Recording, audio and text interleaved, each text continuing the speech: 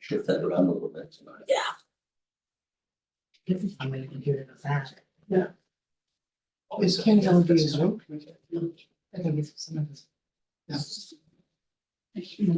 Yeah. Good morning. Good morning. Yeah. I'm just giving, you may, but I'm just giving everyone the heads up. Oh, that, you're um, really sick. Oh my God, I look so fat when I sit over there. Do I just sit over there? Don't worry, it's already recorded. So. Oh, great. Well, everybody will know that I need to lose weight, but it's not all me. We are recording, so people heard that. I've just been to the vets and they told me that Vera needed to lose weight too. So, they're a good company. I think that every lab gets told that. I'm not sure any Labradors ever gone to the vet and not get told. It was painful. I want to lose 10 pounds, gracious. So good morning, I think we're live. My name is Scott Memhard. I'm the Ward 1 City Councilor and Chair of our Budget and Finance Committee for the City of Gloucester. We're here at Harbor Loop for a third Budget and Finance City Budget Review. With me is Councilor Tony Gross at large and Vice Chair, and Councilor Jeff Worthley at large. And then this is also a committee of the whole of the City Council. So we also have Councilor Margaret Grace, Councilor Val Gilman. And we are expecting, I think, to see Councilor Dylan Benson, please, shortly. So staff-wise, we have Sherry White, our clerk of committees, Connor McCorkle, our CFO officially and in good standing, with John Dunn looking over his shoulder at every moment. Oh, And Mayor Greg Verga and CAO Jill Cahill. And we're also expecting our city auditor, Benny Costa, to join us here.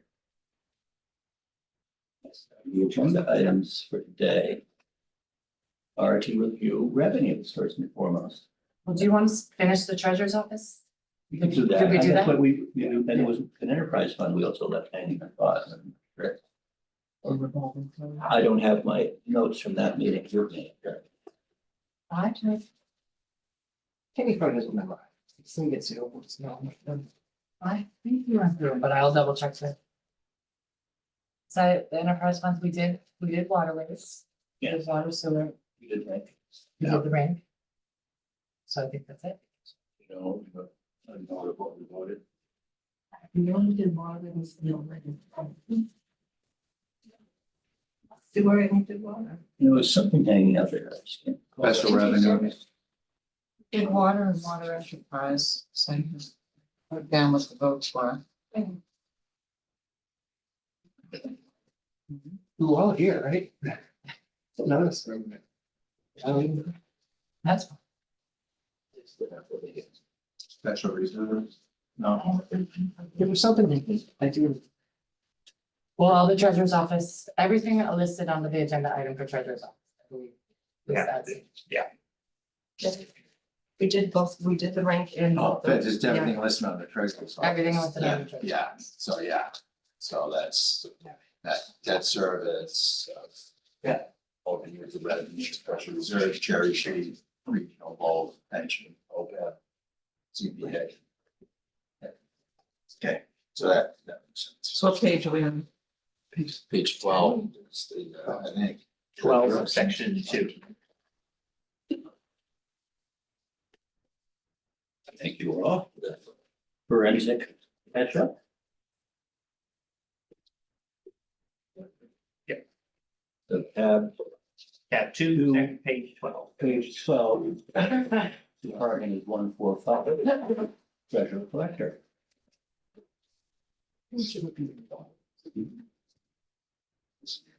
Good.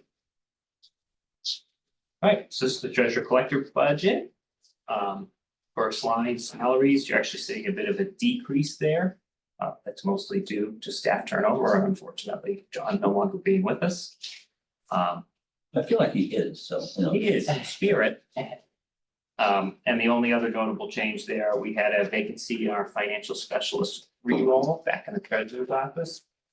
I don't expect we're gonna fill that until about December, just because we need to get the assistant role filled. And we need to kind of get our house in order a little bit, so we only budgeted a half year of that salary. Also notable here, we used to have a fiscal analyst who does not appear on this budget because we just couldn't afford that this year. But it would be nice to have in a future year. Did you have it before, right? We did have it before. So that's a pass. Yeah, it would be a cut, yeah.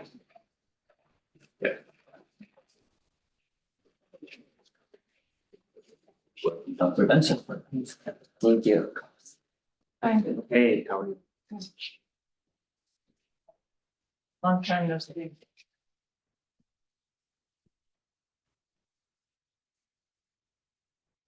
Council Benson. We're just in the treasurer's department, Page 12, tab 2. Thank you. Next line is temporary salaries. That's the people who sell beach stickers. The following items, sick buyback, sick incentive, and not retirement sick. Those are just all contractual per the union contracts. There's a stipend in there. That's a stipend for our parking clerk. Who does all the parking hearings by mail. So that gives our personnel services an overall decrease of 5.2% for the year. So why the big, if I may, Please, why the Mr. big Gross. increase in the beach parking clerks because of the online? So that was in last year, the reason you were seeing it a little bit higher is that also included, we stayed on as a consultant to train the new payroll supervisor, fell into that line, it was higher last year. This year it's just the beach clerks. And we did, last year in particular, this year there's fewer, but last year in particular, in order to help the public get used to that new system, we did, we tried to have as much customer service available as possible. Trust me, I bought my sticker and it was seamless. I came in, did the person, staff was great, and it was a long line and it moved pretty quick. So they were downstairs in the library. That was very fun. Okay. Yeah. Just, should we ask questions on this or there's not a lot to ask, but we'll wait till we're done. Okay. It's again not gonna solve the problem for this year, but has there been any consideration for working or collaborating with or consolidating with the school's payroll? No. But it's a discussion worth having. But like I said, keep in mind, anything that happens. Tony, you weren't on the school committee when the transition happened, but I came on as it was being implemented. okay. And it happened right after I went to the council. But that has to be a discussion with the school committee and a vote of the school committee. You may have picked up on some reluctance last night, so it's. But again, it's gonna be a sit down and have a good conversation about the value. I personally don't think it'll be a savings. I think it'll be an efficiency thing. You know, because even, let's say IT, they have X amount of employees, schools, we have X amount here, still the same amount of systems to work with. So just they report to one person. So, I'm thinking like when a payroll, when a company picture of another company, they had. You know, the payroll might upstart costs, it will put the names in the system, all that, but once it's going, it's. Again, it's, that's for profit business, it's one of them, but I just want to raise that for. no, it's all three of the things we discussed last night, HR, IT, payroll, that gives us fair. You know, can be a conversation going forward. Unfortunately, not by July. Of course. And I mean, other municipalities do that, but I mean, there's no real cost savings. It's more, as you said, efficiency. Yeah. And that's really like up to whoever, like, is efficiency really, is it really effective or not, you know? And I think most importantly, you Yeah. heard, at least from once, the school committee was that there's no interest in revisiting things that they've already done, but. I didn't know that they've done that. Yeah. I don't know, anybody knows. But I wasn't mayor when they had those conversations. We went to the IT department, Councilor Orlando requested it. they found that it was zero cost savings. So, We have, And what is that doing? we actually took a vote to allow Joe to bring that forward. Because we felt that that was the right thing to do, because it took work time for the two IT folks to have to prepare for the data to have a legitimate conversation. I know we're talking payroll now, but for IT, we're searching for a new IT director. So before we do anything, we want that person to get in place, get their feet wet. of course, and let's not forget, as they were doing that, they could handle all the fires that were lit every day. Because they're doing the review The of the data, analysis. yes. Yeah, I understand. So. That's true. Good point. I have I'm sorry, yeah. I have a very short question. I'll open the meeting of the council of the whole. Okay, go ahead. Thank you, Tom. They were already here before, you didn't open before that comment? Going forward, you said that you're gonna transfer the work of the betterments to a different department. Is that gonna affect one of these? Which one of these positions usually would do all that work? I know it's a lot of work to get all those deeds to the Salem District Court. That would be and, more of a relief to the assessor's office than it would be Okay, to not- us. not So to we see this. it once it's been bettered. So we're Okay, seeing so it like you at don't step touch it 10, here. you know, Okay. and they're talking about step 2. So Okay, it'll be the same for us. So that financial specialist 3 that we have budgeted, yeah, that was sort of our betterment expert who would have done the billings, made sure the bills went out correctly and were noted. okay, thank you. And are these all union employees except, Except for my role, they were all Okay. union employees. Yeah. 2 different unions. would your assistant be a union employee or non-union Yep, the employee? assistants and the administrators. Okay, Mhm. thank you. It's just department heads that are not. Appointed positions. Any other council questions before we have time on? Councilor Dillon? Just to clarify, so you don't have, do you have confidential employees that are non-union, like, We do, Okay. in the mayor's office, there are 2. And legal is. Legal Okay. has 1 and HR has 2. Sherry's one, Oh, Okay. that's one. but they're in the union. I'm No, not she needs- no, yeah, no, yeah, thank you. Oh, because you're coming. Sure. Thought they were all in. You can learn. All right, thank you, Mayor. All right, next is ordinary maintenance. Purchase services is the only one we will see an increase. That's at 12%. I worked in a $10,000 increase in hopes that we might get the CFO consultant that we had in early spring. We might convince her to come back at some point during the fiscal year, kind of help us work through some of the projects that we have. Also in that line is our lockbox services, movements, pickup of coins that are collected in the meters, bill printing, they all fall into that line. Next line, legal services is really just tax title legal services. Bank charges or various bank fees that we incur for the services that we use the banks for during the year. Supplies is the next one. That's flat from the prior year. Again, it's just mostly billing and collections related supplies. Next line is in-state travel. That's for, typically it's just for the assistants and the CFO to go to treasurer collector school once a year. And the dues and membership, same thing. It's the assistant and the CFO's dues and school related fees for treasurer collector school. So overall increase of 4.8%.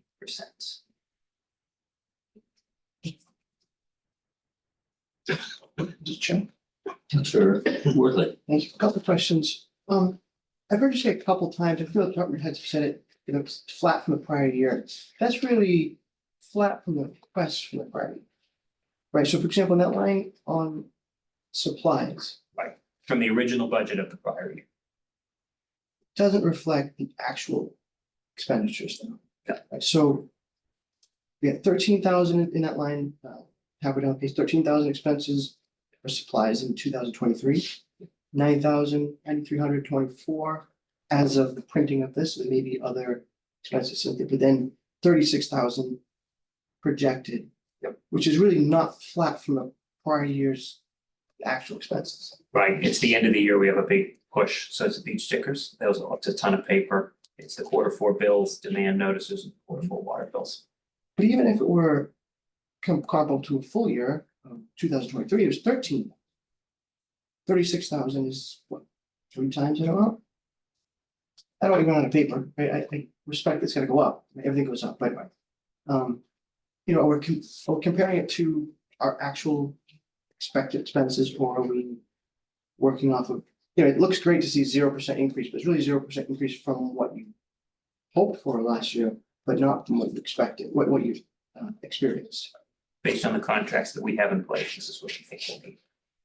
And those contracts are different than the ones we have as of this quarter, They go up every year, yeah. Cost to stuff and print the mail. The from bills. 9,300 to 36,000. 9,300 was the cost at the time that this was printed. But like I said, at the end of the fiscal year, we have a lot of large mailings that go up. Larger than last year's 13,000. Yes,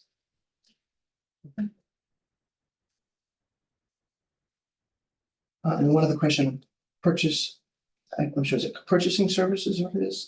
purchase services, yep. So 37,000, and this is the bottom of page 12, 37,000, 2023, and then a big jump to 90,000 this year. What would you attribute that jump to?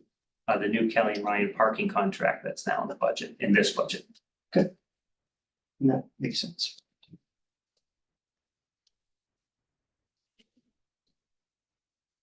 And any other council question? Mr. Rose?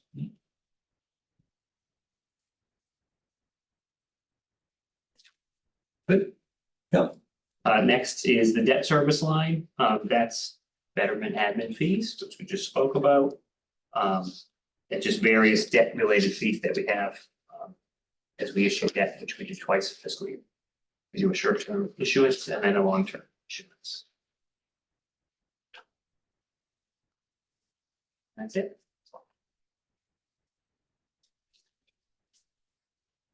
Any other council questions? Seeing none, I'm sorry, one more, quick. Bank charges, 23,000, 23, only 2,000 in 2024. That's good. Yes. Yep. And then 12,000. Is that just you take an average of some period of time or? Yeah, it's based on the services we're using. So in 2023, when we were due, we didn't have Blink A, I believe, for the beach reservation. So we were getting a merchant fee that was charged directly to us. Now they take the fee right out of the revenue, so you don't see it. You take the fee, so, but to go from 2,000 to 12,000, that's a 6 times as much. Do you expect next year that those charges that much higher? Hopeful, they won't be that much higher, but I believe that's what we'll need at this point. What are you looking at? It's the second line down on page 13. Bank charges, Okay. 23,000 in 2003, only 2,000, so in 2024, they were budgeting 12,000. So I appreciate Yeah. the need to be conservative and hope for the That best. was almost 24,000 in 2000. yeah, actually, I'm just saying, I'm surprised it jumped down so low. What might be happening there too is with quarterly charges that we post, which we haven't posted in so long, just because we've been short staffed. So a lot of our actual expenses are not truly reflected, just because we haven't done our cash recons yet. Fair enough. Do they come in after July 1 too? No, we'll have them all posted by then. If we find, we post them during the cash recon process, so part of the year end close. Understood. Thank you. any other questions? Seeing none. For the Budget and Finance Committee, I would vote to recommend that the city council approve the fiscal year 2025 appropriations for treasurer collector as follows. Personal services, $665,615. Ordinary maintenance, $219,375.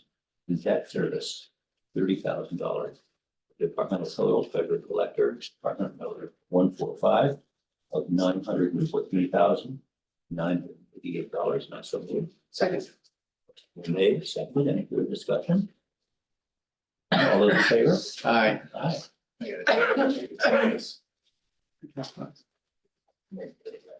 Hopefully. Oh. Next, This one, assuming they're doing debt service, it's page 87 of tab 2.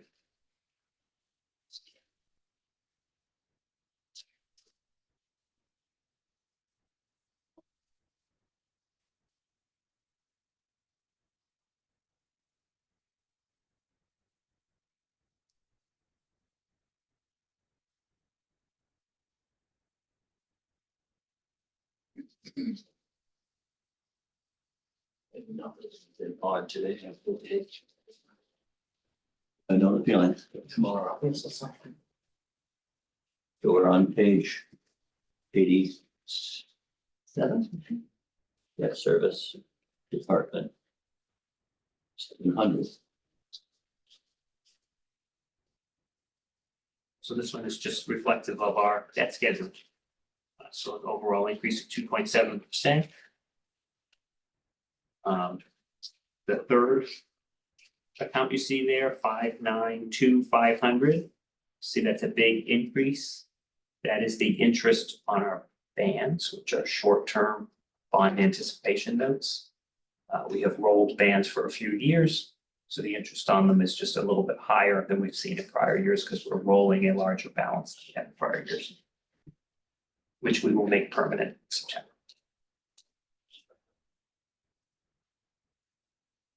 Could you walk us through that again? Sure. That particular, that one line, or- And the difference between 2023 to 24 is obviously significant. Right. And that's probably a reflection of the same thing, I guess. So right? if you can help me just. Yeah. Understand. So you could borrow the debt two ways. You can do a bond, which is, a permanent, long-term repayment.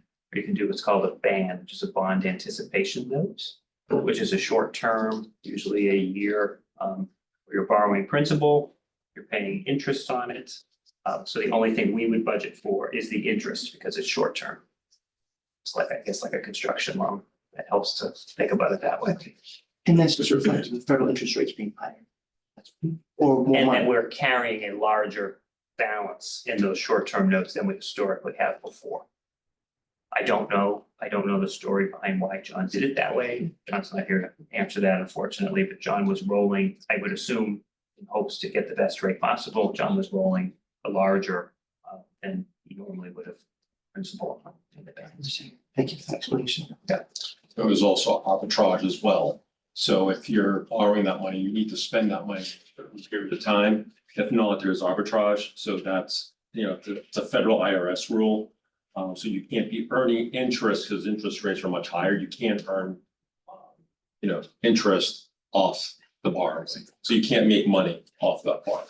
That's what the feds don't want you to do. Right. Taking advantage of credit card with the bank. Yeah. Right. So Connor, will a lot of this shift to the line above for next year? Correct. So You'll next see a year, much so you larger actually won't increase. see the 25, you'll see the 26. And that's something we can talk about the future BNF, just kind of the debt schedule and the impact of making all this permanent, because there will be, we have quite a bit of authorized but unissued permanent debt at this point. And I think that's something we should all dive into. One last question on the debt service part, if I may.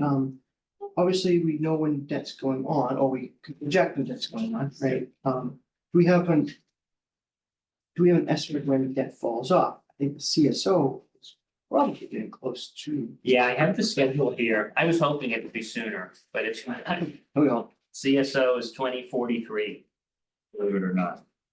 2043, we did that in 2005. Yeah, refinanced. Yeah, 2043, according to the debt schedule. Aren't these 20-year loans typically? They can vary. I don't know what, I could look and see what this Yeah. one is. Wow. Yeah. It's too bad. I was thinking we're gonna get some sort of, not windfall, Yeah. but just that debt falling off. I'm very interested in that chart, by the way. Sure. Yeah. Okay, any other questions about debt service? Being none. Department 700 debt service, budget and finance moves to recommend that the city council approve the fiscal year 2025 appropriations for debt service as follows.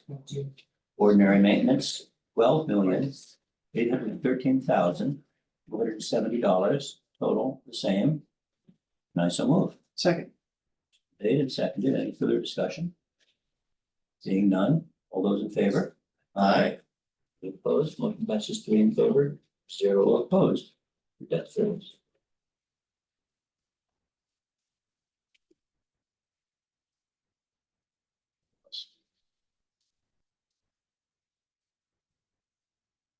special to Oh, yes. You've got good friends. I have very good people. I have very good people. I have a very large staff, I'll Very work large for you, star. Dylan. You're a good almost as guy. big as Buckingham Palace's staff. Well done. So what's next before us? Probably the next page, 88, is the state county assessments. And all of these are based on the House Ways and Means, but I know, I'm excited.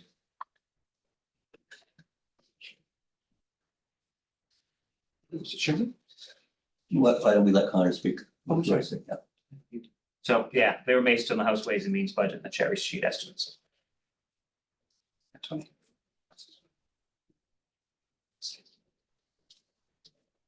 You got a question? I just want to understand the second from the bottom. And I don't always understand abbreviations either, but I think it's a school tuition or something. School choice. School School choice. choice tuition. So we heard last night the school choice numbers were up in, but of course that can change at any point. 2,000 and change in 23, 1,400 in 24. And I would assume that the date of this printing would have reflected our experience so far. People aren't school choicing in May, June for that Typically, no. fiscal. These are last year's numbers. Right, so, These don't change. So yeah, the assessment is monthly, so we get seed money. Look at that, money for the state, so it's each month. so there is additional cost then from May 6th when it's printed to, Yeah, the number will be 2,163,760. It's all programmed now. So it's 2,000,000, it will be 2,163,765. That is the good number. That's the number that was reported on the tax recap. That's the final number. That will be the number at the It's end of just the that we year. get billed monthly. Right. so the 2024 actual is almost irrelevant in this code. No, it's not like we can say May and June, there aren't the expenses because those are already. they Yeah, come. it's going to be 2,163,765 at the end of the year. And in my experience, the 1,824,000, that's a preliminary number, not until October 1st. Typically, it's not 1.8.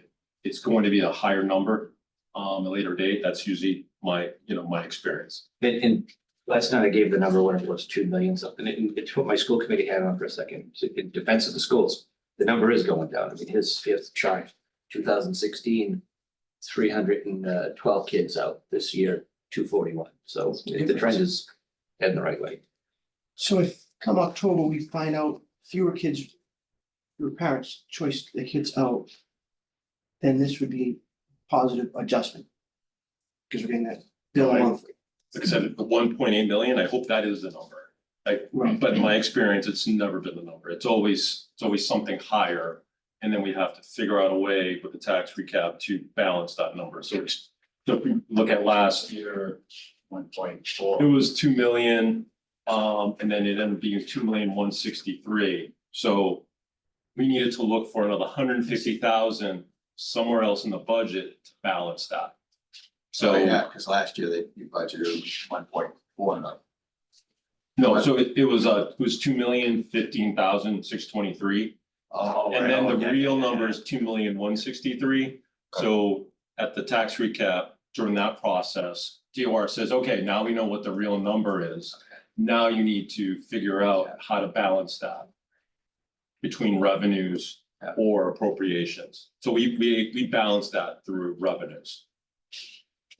It's a balancing act at the recap time. So, So 1.8 is actually pretty conservative.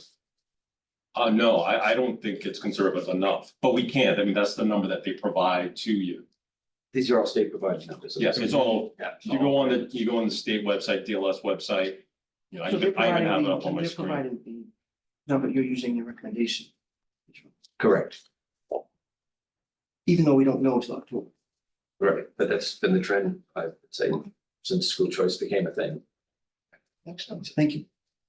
So Vince, So this is required, this is what this DOR has provided us, and it's almost like, is it legally required to follow these numbers, correct? Yeah, it's really required to follow, just my experience.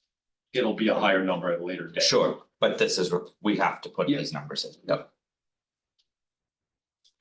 I'm hopeful this will be the number. That would be great. I have a question. Councilor Gilman. Can you tell us more about regional transportation? I cannot. The RTA, is that what you're talking about, the Yeah. RTA? Regional transit, Cato, CATA, Data. is that what you're talking about? No, the regional transportation 566,300.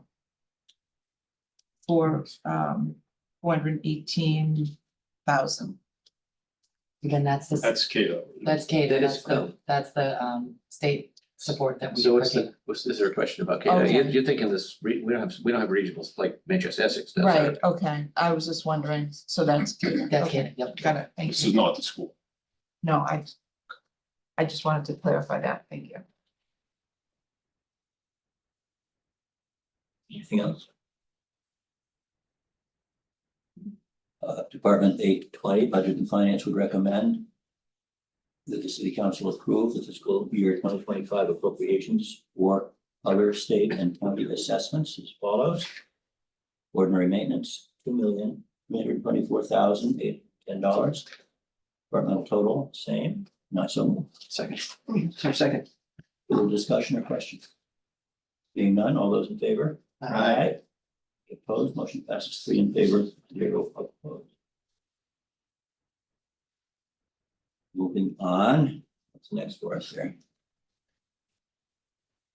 On the list is special reserve. I believe is page 96.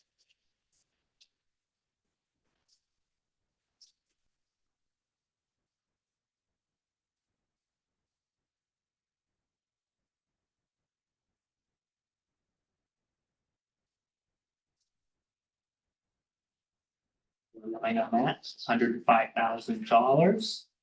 $75,000 that goes to the school athletics revolving fund. And $30,000 that goes to a fund for the FY26 certification of real and personal property, so it's the assessor's office. So that, if I may, Please. just for, since we have new counselors here, that $75,000, that was to reduce fees that the families had to pay for athletics. It reduces the fees and the way the school then chooses how they use it, but they reduce the fees and then they also reduce bus fees with this 75,000. So it's athletic and bus fees. Or it was when I was there, that's how it was used, it's divided. And this started, Ellen Kirk. Yeah, because the fees got a little out of control. Yeah, I was on the council, school committee. That's what that's. Thank you. So how thank you for that information, and I'm a little green behind the ears, so, but anyway, how much did, you just mentioned, Mayor, the fees were getting out of control. How much have we been able to reduce those fees with this additional funding? I have no idea what the current Okay. fee is. I just remember it was, Tony and I were on the, we Yeah. introduced it and it was horrible. Okay. And then it grew and it grew, but And then they knocked it down. I don't think they've raised it. yeah, Okay. it hasn't been an That's issue, good. let's put it that way. That's good. I can speak as a parent, Yeah, as a fee payer, as probably the only person in the room who sees it. yes. Well, you might, I don't know if your kids play sports. But I can say that there's two different rates for, or I actually think there might be 3 different rates, but there's at least 2 for everybody. For every sport, which is the full pay, and then if you're on free and reduced lunch, Right. you either get a reduced fee, and then I think there's a There's zero a fee that boosters zero. make up in most sports as well. So, Okay. and the fee depends, totally depends on the sport. Yep, right. On what they are and what's provided and what's not, but there's definitely different levels, so that, I'm assuming that's what it is subsidizes, so that. So this is a real benefit, and that's Absolutely. why I want it, that's really, Oh. yeah, that's really what I was trying to get to, and I appreciate Every that. year. Appreciate every that, year I would get the superintendent, what line is that in? So that we could account for that $75,000 and we could then, because the athletic department never really had a handle on all of its expenses and stuff until actually I think it was Jules and board and we found out how it all worked and then adjusted it so the fees didn't have to get up, but there is a general fund subsidy to at the athletic department. And they're all subsidized heavily by boosters, parents fundraising as well. So, Yeah, of course. Helmets, it's like that. Jim, Yes, Council Worthy. just comparing 2,000 in that line. Financing, other financing uses. Transfer, was it transfer SR school? Revolving? I don't know if that makes it stand for, but it's big precipitous. Special revenue, sorry, big precipitous drop from our 2024 actual 352,000 to the proposed 105,000. Can you help I can. understand the justification?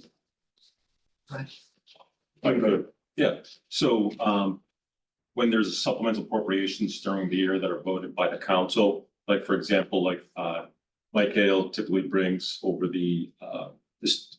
those permits, those opening permits, the opening road permits, highway force receipts. So that's part of that number. It's just being transferred from another account into this account. So like the revised is just what's been voted during the year, What I'm asking though is, the how do we, 352. if we're saying can't count on other future transfers, right? We're looking at this and saying, I mean, they might happen. We can't guarantee that there'll be road opening permit fees that we can work with. Why would we budget $240,000 less for an expectation in this budget? Because those revenues haven't been received yet. So as those revenues are received during the year, then at that point, DPW says, okay, now we can transfer these funds from the special revenue account, the highway force account, into the general fund. So those receipts are unknown at this time. We haven't received those. And this money is not, this is not money coming in, this is No, money it's- going out. Well, it is money coming in, but it's coming in from another source. So it goes into special revenue account, highway force account that is collected by DPW. It goes into that account and then it gets transferred, it goes into this account. So it's supplemental appropriations during the year. We haven't received them. We'll receive them in 25. Are we in the top line here? That's what I was. Yeah. Yeah, It's so a little the, confusing because I'm just Because trying you to understand wouldn't- why it would go down from 350 to 105 in terms of projection. Is there some data that says so we're not going to experience that? think of it, this account is more, it's a transfer. Doesn't this Let me account check. have the 75,000 and the 30,000? Yes, That's what accounts for it. So I get that, how that adds up to 105, that makes sense. But if this same account is also $352,000 so far for 24, then why are we budgeting 70% less or 80% less than Well, expectation? And that's an expense out at 352. I think, Right, on the expense side. that's what I'm thinking too. Connie, you got any? No, I think the way Kenny's describing it, it's when we make an appropriation, it will just show appears in these lines. Yeah, these aren't really real expenditures. Yeah. These are through votes. Except for the 75 and the 30. That's the Which is what only makes hard them and fast about- number. That's the only hard and fast number, the 75 and the 30. So I understand 75 and 30 out of 105, that's easy, Yeah. right? What I don't understand is, Yeah. we're using this line item to account for I got the answer for you. 264,023, 352,024. So the That number. opioid settlement money that came in, it was a vote by the city council. It was SA 9. It was voted 186,000 from the general fund to the opioid settlement account. So And it's that's votes cash during, here. yeah, because we have to move it out of the general fund over to that account. I can't do that on my own. It has to be a vote of the city council. So the city council voted it, so that's why it shows up as revised. So it's just a movement of money. It's not an expenditure, it's just a movement of money. That's a very, very limited scope what it can be spent on. Yeah, And that and was in a being separate new. fund, that was. it's in a separate account, yeah. and it's authorized by council vote. I'm just not understanding why we account for it here, but I don't, Yeah. It's accounting, I have to do it that way. Yeah, it was, it can't be a separate line item for opioid, a separate line item for. no, so we received, so the opioid settlement money, originally DOR says it's general fund revenue. And then recently, the governor signed a bill saying that, no, it's, now you can account for it in the general fund, but you can also account for it in a opioid special account. So that's what we did. We had collected in the general fund, it became part of free cash. Then we had a vote, supplemental appropriation to transfer from the general fund over to its own dedicated separate account. So that needed to be a vote by the city council. And that's specifically because it's so restricted on what we can spend it on, and we want to be able to track it very, very clearly, and it's Yeah. better for reporting. I think it was recommended by DLS. to do Yeah, it was that. my DLS. I had talked to John about it, and John thought it was a great idea to do it, but we So had to that, do it. that with- revised number is always gonna look different depending on what movement has to happen for the I plan. understand, thank you. Appreciate that. Councilor Benson, Yeah, just since I'm new as well, and maybe this benefit to Marjorie as well. How much did we get for the opioid settlement, if I could just, since you mentioned it, I You have don't, the Well, number? this was 186,572. okay, I okay. have to look, I don't have it in front of me now, what we're getting installments yearly for the We'll next. hear about it 2 shortly. years. Okay, 10 years, I think. On the revenue side, we'll Okay. hear about it.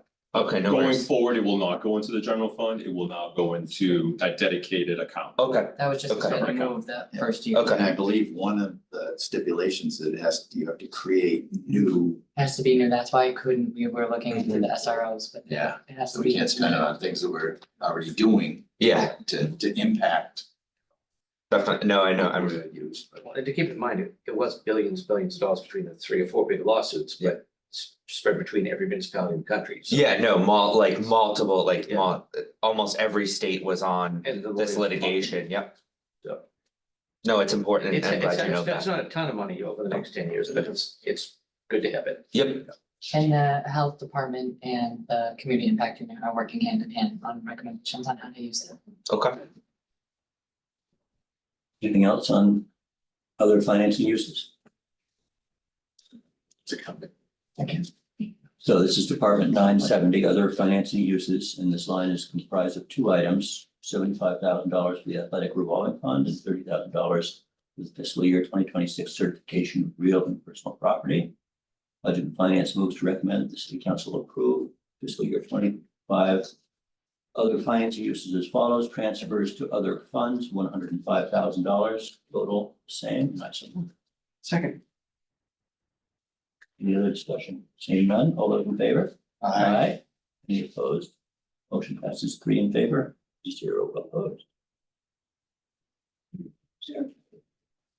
I think this one. I didn't bring wire for that, but is there a bubble or something? In the No, it's corner. in their office. Stairs. No. No, Right there, right, couple of doors down. yep. You have to go outside. Reception. Thanks. What do we have next? I mean, there's a sink and menu. Move on.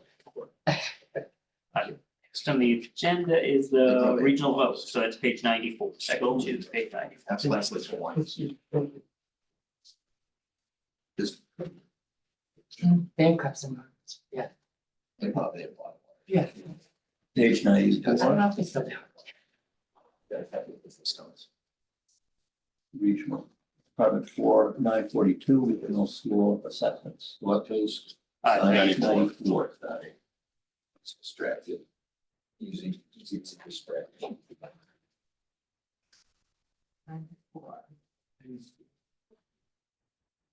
All right, this is a big line item. Also, may I just make a statement? Do you like to, Councilor Gilman? Yes, I would just like to state that under Mass General Law 268A, I'd like to state that I am an appointed member of the school committee for Essex Tech, and I have no competing interests. Thank you. Thank you. So this budget amount is just based on the preliminary estimate they gave us. And this is from, let's wait. So we don't have to revisit. Okay.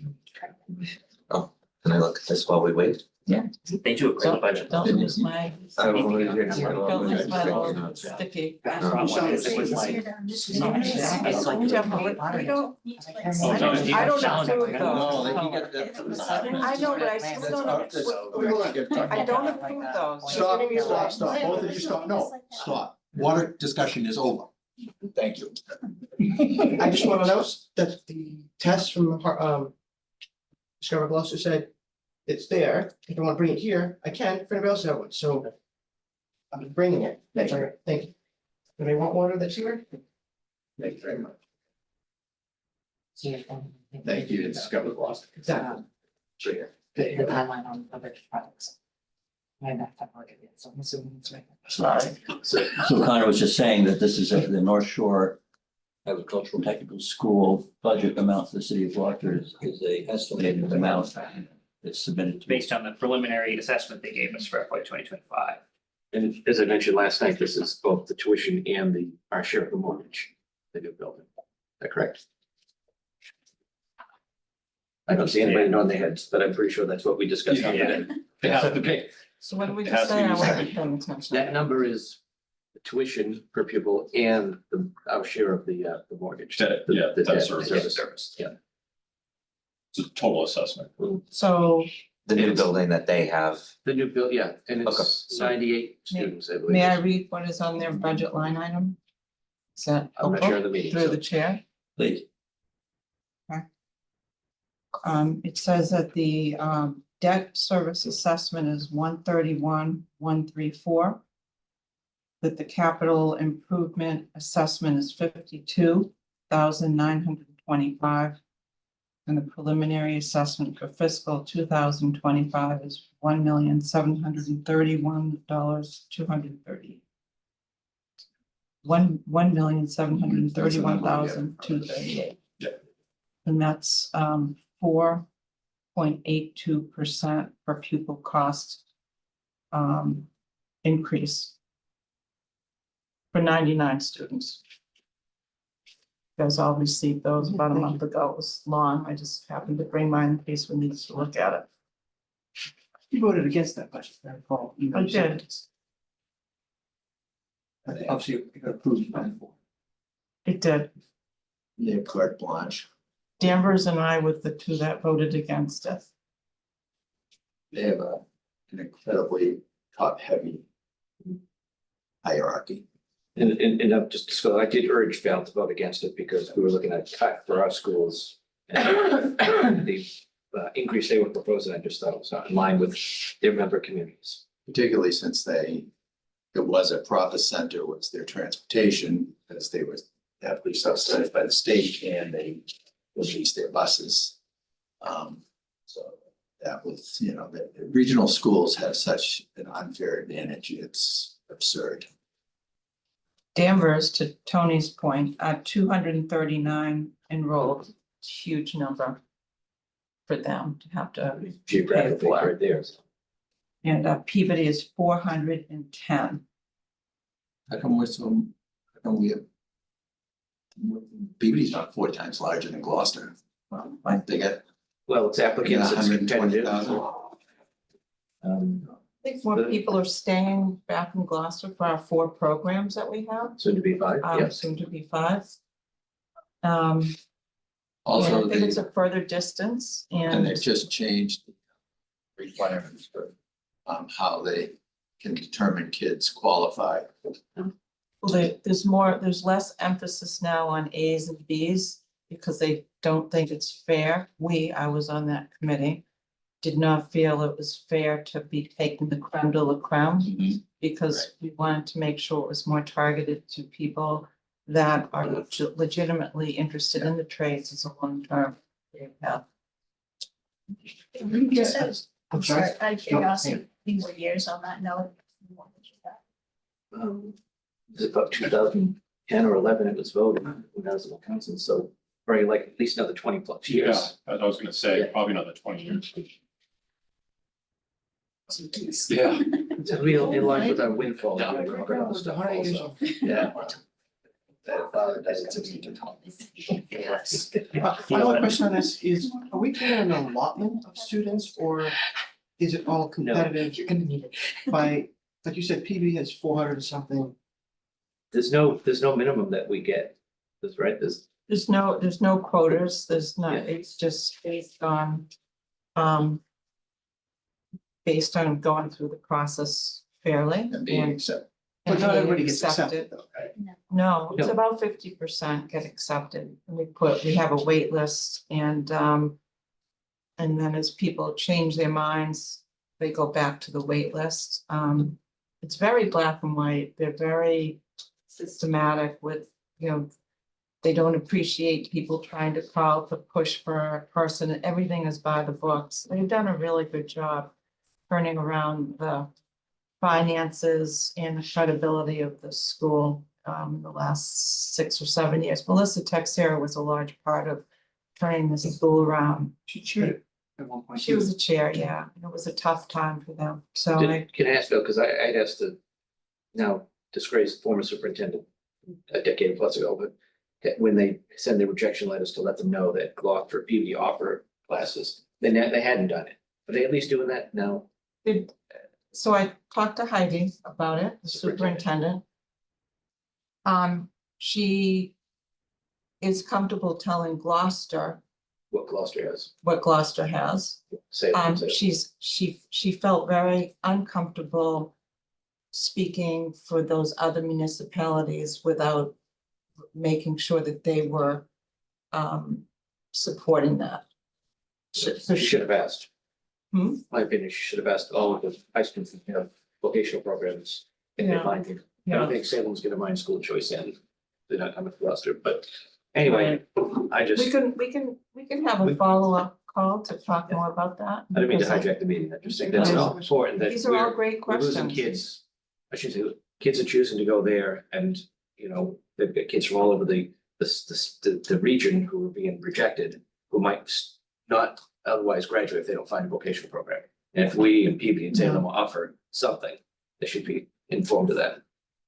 I think we may see the numbers go up too with the new enrollment. The new program, The new, no, at the Tech because with the change, in right, not, that Our state numbers are community. still pretty small. Yeah, but I don't even think that's that. they've always hovered in the. I don't think that went into effect for last year's enrollment. No, That just happened. That's just being That just discussed. happened, that just happened. Anyway, it's a great school. I'm not criticizing. I'm just saying we also have a great school with a lot of great programs. And Jeff, Kathy, Greg and I went and did a full Monty tour, right, about a year ago, right? Yeah. And it was helpful. Yeah. It is impressive, but also I see the points, like it's great for the kids in Gloucester who go there. It's also in a way it's a little competition for. We should be, programs for we kids. should be competing. We should be like collaborating. All Absolutely. the schools that have, all those high schools with programs should be collaborating with the Heidi SHA. does, I have to just, well, getting off topic a tad, but she's very, very considerate to the lens of the district. And that after dark program that they had was one of the great programs to try to get students at Gloucester High to go up at the end of the day to get extra training in electrical contracts. And we just started a little bit. We had 11 people at one point, and then there just was not an interest. It was too long of a drive for them to be bussed out. Yeah, we're getting a little past the Yeah. discussion rate before us. Not at all, no. It's very interesting. She's always willing to come to a meeting when we're not so busy. Yeah, good luck with that one. So this is I'd have to get permission from the chair. Well, no, I mean, it's. Department 942 Regional School Assessment Whirlwind. And Budget and Finance moves to recommend the City Council approve the fiscal year 2025 appropriations for regional school assessments for the North Shore Regional Vocational School as follows. Ordinary maintenance, $1,731,238. Total the same, and I so move. Second. Motion made and seconded. Any further discussion? All those in favor? Aye. Motion passes 3 in favor, 0 opposed. Thank you.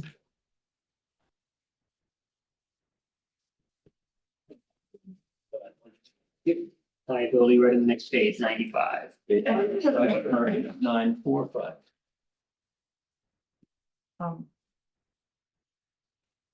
Kathy Clancy is going.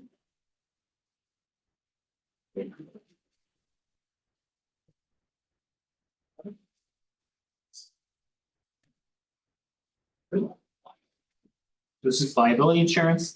We get the cost from a schedule that the insurance provider, who's Maya, gives to us. Big jump. It is a big jump. We've had some big claims. Yes, we've had some big claims. The insurance is going up. And this number is reflective of us getting all the rewards that Maya offers. It's a discount. I'm hopeful that we can take advantage of all. You need to join the YMCA and stuff. No, it's mostly paperwork. Hopefully we get all that paperwork. Yeah. Quick question with some of the small numbers here. Councilor Worthing. Trying to ask you about the second and fourth lines. The second line, flood insurance, 20,000 in 2023, 16,000 in 24. Obviously, this 3/4 worth, and then 50,000, which is the same thing we budgeted for last time. Why would we, is there some reason to think it's gonna be 50,000? If it's 20 and 16? Those two numbers, the building and the flood, is based off the schedule they give us. So I'm only comfortable budgeting, what they're providing in the schedule. But if the schedule was 50,000 last year, I'm sorry, yeah, 50,000 last year, and it only is 16,000. Is it suggesting that they're scheduling high number, or that we're budgeting higher than it's? I would say my assumption is that when this was printed, many other things, we'll probably just have them process some of the invoices. I don't know the timing of the invoices if they come in towards the end. Because it's the first time. But the first full year that we have here, the only full year we have is 23, and that full year is only $20,000. Yeah. So it just comes as a surprise to me that they would say, 2 years ago, here's the schedule, put in 50,000, it's only 20,000. And this year, they give the schedule, it's 50,000, it's only 16, plus whatever happens next month. In 2022, it was 48,000. Would you say it's advisable not, if the insurance company is providing a schedule, I'm looking at Hey, last where's- year's budget, 22 was 48,000. it was 48,000, and it's advisable that if that's the schedule they're providing, so. to budget for that, and it'd be better to have the money available needing than to not have the money available. Well, I So- understand it philosophically, but just based on our Right, experience, in but I didn't have, 2022, I it didn't was have that number. 48,000, yeah. thank you. Yeah, and we are very vulnerable. Tough slide. I would not recommend, Yeah, mine's just an accounting question. Yep. And the same Yeah. thing in It varies, auto insurance. seems like it varies year to year. 56, And we don't, 39. just here alone, we had sustained significant amount of damage, that will, that our rate will. Just for Counselor Dick. Thank you, Chair. Yeah, no, it totally makes sense because again, as the council president just said, we are vulnerable. And in flood insurance prices are going up across the board across the country. So this is reflective of that. And definitely, you're seeing it in other municipalities, you want to budget more than not. So I definitely support this.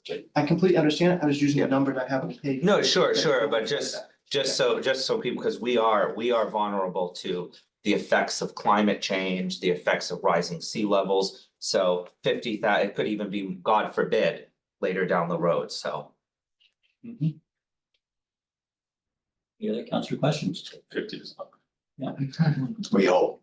We hope, I'm not trying to jinx us or anything. Yeah, you first of all, This is our insurance costs. It's not the. Right. If we had a big flood issue, we'd see deductibles or Oh, we're different not. expenses falling here. So the vendor is FEMA flood payments, we're paying FEMA. Mhm. And this is what they told us to pay, so. Yeah. Okay.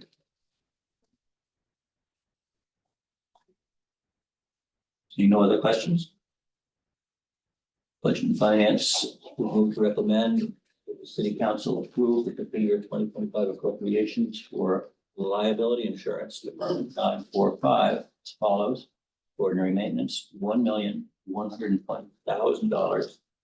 Total the same, and I so move. Second, I have one question. Please. Would this include the deductible? the deductibles in the second two lines, so property liability and auto insurance deductibles, 10,000. All right, thank you. Sorry, overlooked. Any other questions? Councilor And Patrick? deductibles vary on what it is, correctly. I think, I don't know if you were here, we had the unemployment discussion, very similar to that. Yeah. Budgeting. Of course, yeah, this, because it's Yeah. always fluctuates. Working for another municipality, we see this all. Thank you. Okay, motion's been made and seconded. Any further discussion? Seeing none, all those in favor? Aye. Any opposed? Motion passes 3 in favor, 0 opposed for liability insurance. So the only one I see left on my list, and someone correct me if I'm missing anything, is page 93, pension.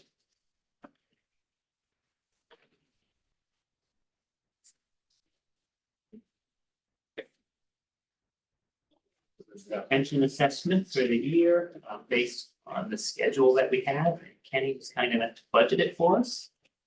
Kenny may have some context there. So you'll see, I have a spreadsheet. So this is crossed over between the general fund and the enterprise funds. So the total is 13,425,822. It's approximately actually a 6% increase from the prior year.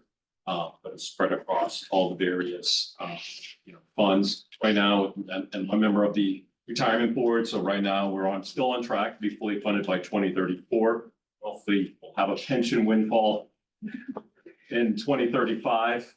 Hopefully, and again, we're making this payment on July 1st, so there's savings to that. Previously, we used to make the payment in September. So there's about $100,000 savings, and I recall that early on, trying to find a way to take advantage of that savings, and it took a few years in order to do it. And actually, credit to John, because John, I brought it to John's attention, and John made it a priority to make those savings. So I was able to work with John to realize those savings. So this is the July 1st payment with the savings of about $100,000. So this number would be $100,000 more if we didn't pay it on July 1st. So for clarification, I'll say what I think it is, and you confirm. So basically, for years and years, municipalities all over the state, if not the country, just weren't paying into their pension fund. Like not to the numbers they should have. And there was a huge discrepancy, and it was under the Deval Patrick administration, where this is start paying. And so we, in a sense, this is $12 million just going to catch up. every year. So a lot of this is because of the catch up. Yeah. So like in the 40s and 50s, there was really, we paid our own, there was they called it non-contributory pension. But then in the 70s and 80s, it wasn't mandatory. So now it is mandatory. And I believe it became mandatory, it was before Deval Patrick, I believe it was in the 90s. It became mandatory. So a lot of this, the majority of this is for the catch up, for the years from the 80s, the 70s and 80s that there was no contribution to the system. So a lot of this, and that's why when 2034, we should, so everybody who's contributing to it, they're paying for their own pension benefit. So it should catch up, even out, Right. and then we don't have to be spending this 12 million, but then we can switch over the OPEB. Correct. Yes, The other, which is what, So no, $500 billion or something? close. No, it's It's about 200 million. just what? It was 300 million at one point. Now it's 200 million. Yeah, so the windfall will be short-lived, because Correct. with the smart thing to do, whoever's in my seat in Can't we just 10 years. And that's non-mandatory. That's not mandatory yet. My guess is sometime next decade, Yeah, they will probably make that mandatory, similar to pension. and we are paid into that too. We're picking away at it. Modestly. Yeah, I think it's maybe 1% funded at this point. Correct, it's part of the free cash distribution. Yeah. Council Wortley. Thanks. Kenny, even though we're scheduled for windfall in 2034, I think the chart I saw said we're paying, I think, 20 million in 2023, 2033. Correct, yep. So that number is based on actuarial tables saying we expect it to be this number, and that's imputing a market rate of 7.25. Correct. 7%. Okay. So in a year where the market goes up and out, we're not playing with the market with this money, this is our contribution. If the market went up higher than 7, do we then see a reduction in what our obligation is? Or is there some law that says we have to put this much in regardless of market rate?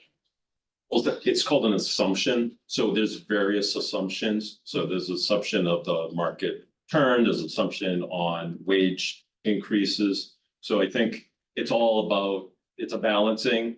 So if everything goes correctly, what we could do is it could go back, we looked at this on the retirement board, trying to, get to that end date sooner. So I know at one point we did look at 2033, it just wasn't feasible. It was just such a large increase to the budget that it just wasn't feasible. So so if the market, we look at this every 2 years. So if, let's say we have these extraordinary, returns in the market, what we could do is we could look at it and say, okay, maybe 2033, and if it's really that great, 2032, but I don't see it. If you were to adjust your tank, you would adjust the contribution in a future year.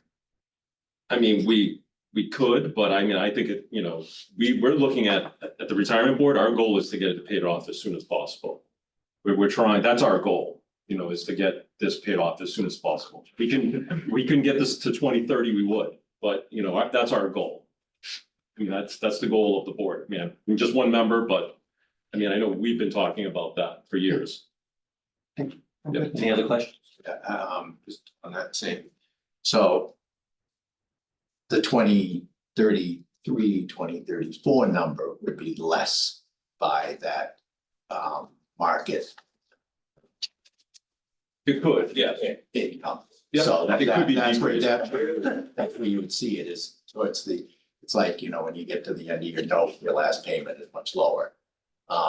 So that I can, but the $100,000 that we're saving now, so that's like $1 million every 10 years. Yep, So, I mean, you know, you look at it that way, I thought that was low hanging fruit, yeah, you know, over a decade ago, it's too bad. but I was the only one.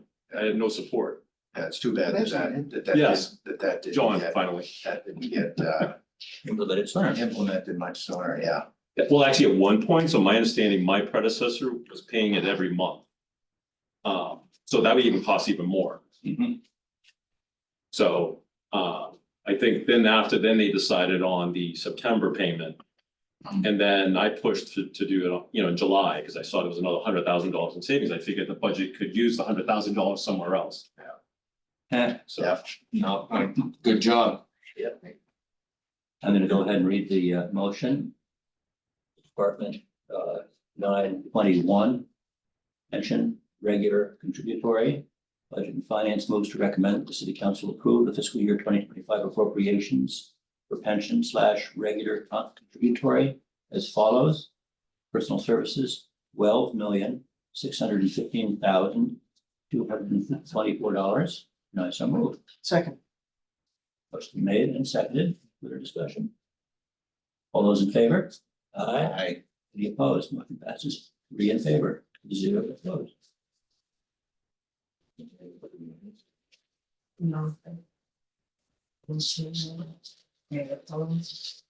What should we talk about next?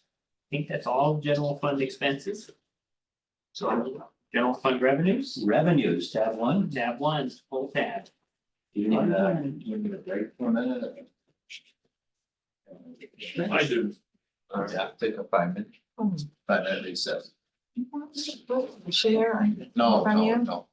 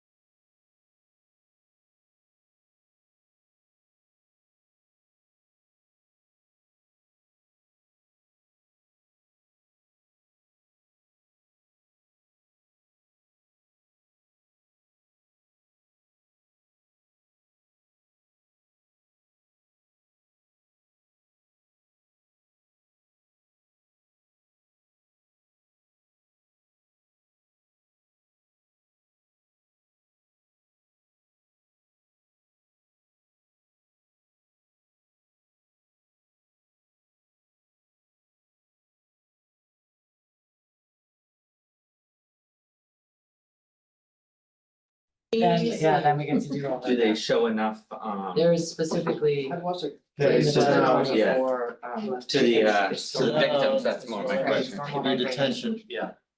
So I'm hopeful for it. Okay, we're gonna reconvene back into a session. Budget and finance reconvene. And we're talking about the remaining hot topic before us, which is the city of Gloucester's revenue stream. Projections and budget for the coming year. Where would we like to start? Page one, It's great. At the beginning. at the beginning. So this, do you want me to go through each line? How do you, I don't know how John used to do this. We talk about changes, or you want me to just give a quick? Again, we have two new counselors here, so it's an overall educational program and a refresher for the rest of us, so. Line by line. First, okay, so first page, page number one is general government. First line you see that's budgeted for 45,000 is miscellaneous revenue. So that's miscellaneous payments that come in during the year that aren't budgeted somewhere else here, and they would go to this line. Can you give us an example, Connor? I could pull one up. It's not exciting. It's not, yeah, it's small, $800 here, those sorts of things. But I could get an example. The next three are contractual, so veterans, the CSO debt shift and weights and measures. That's all contracts that we have in place. We receive revenue based on those contracts. We skipped over Gloucester Crossing, so the Sam Park is expired now. That's. Yeah, the agreement has terms, so that's now zero. Just point worth making. quick question on the first one. Yeah. We experienced 62,000 income or miscellaneous revenue, 2023, 2024 as of May 6th is 69,000, coming up around 70.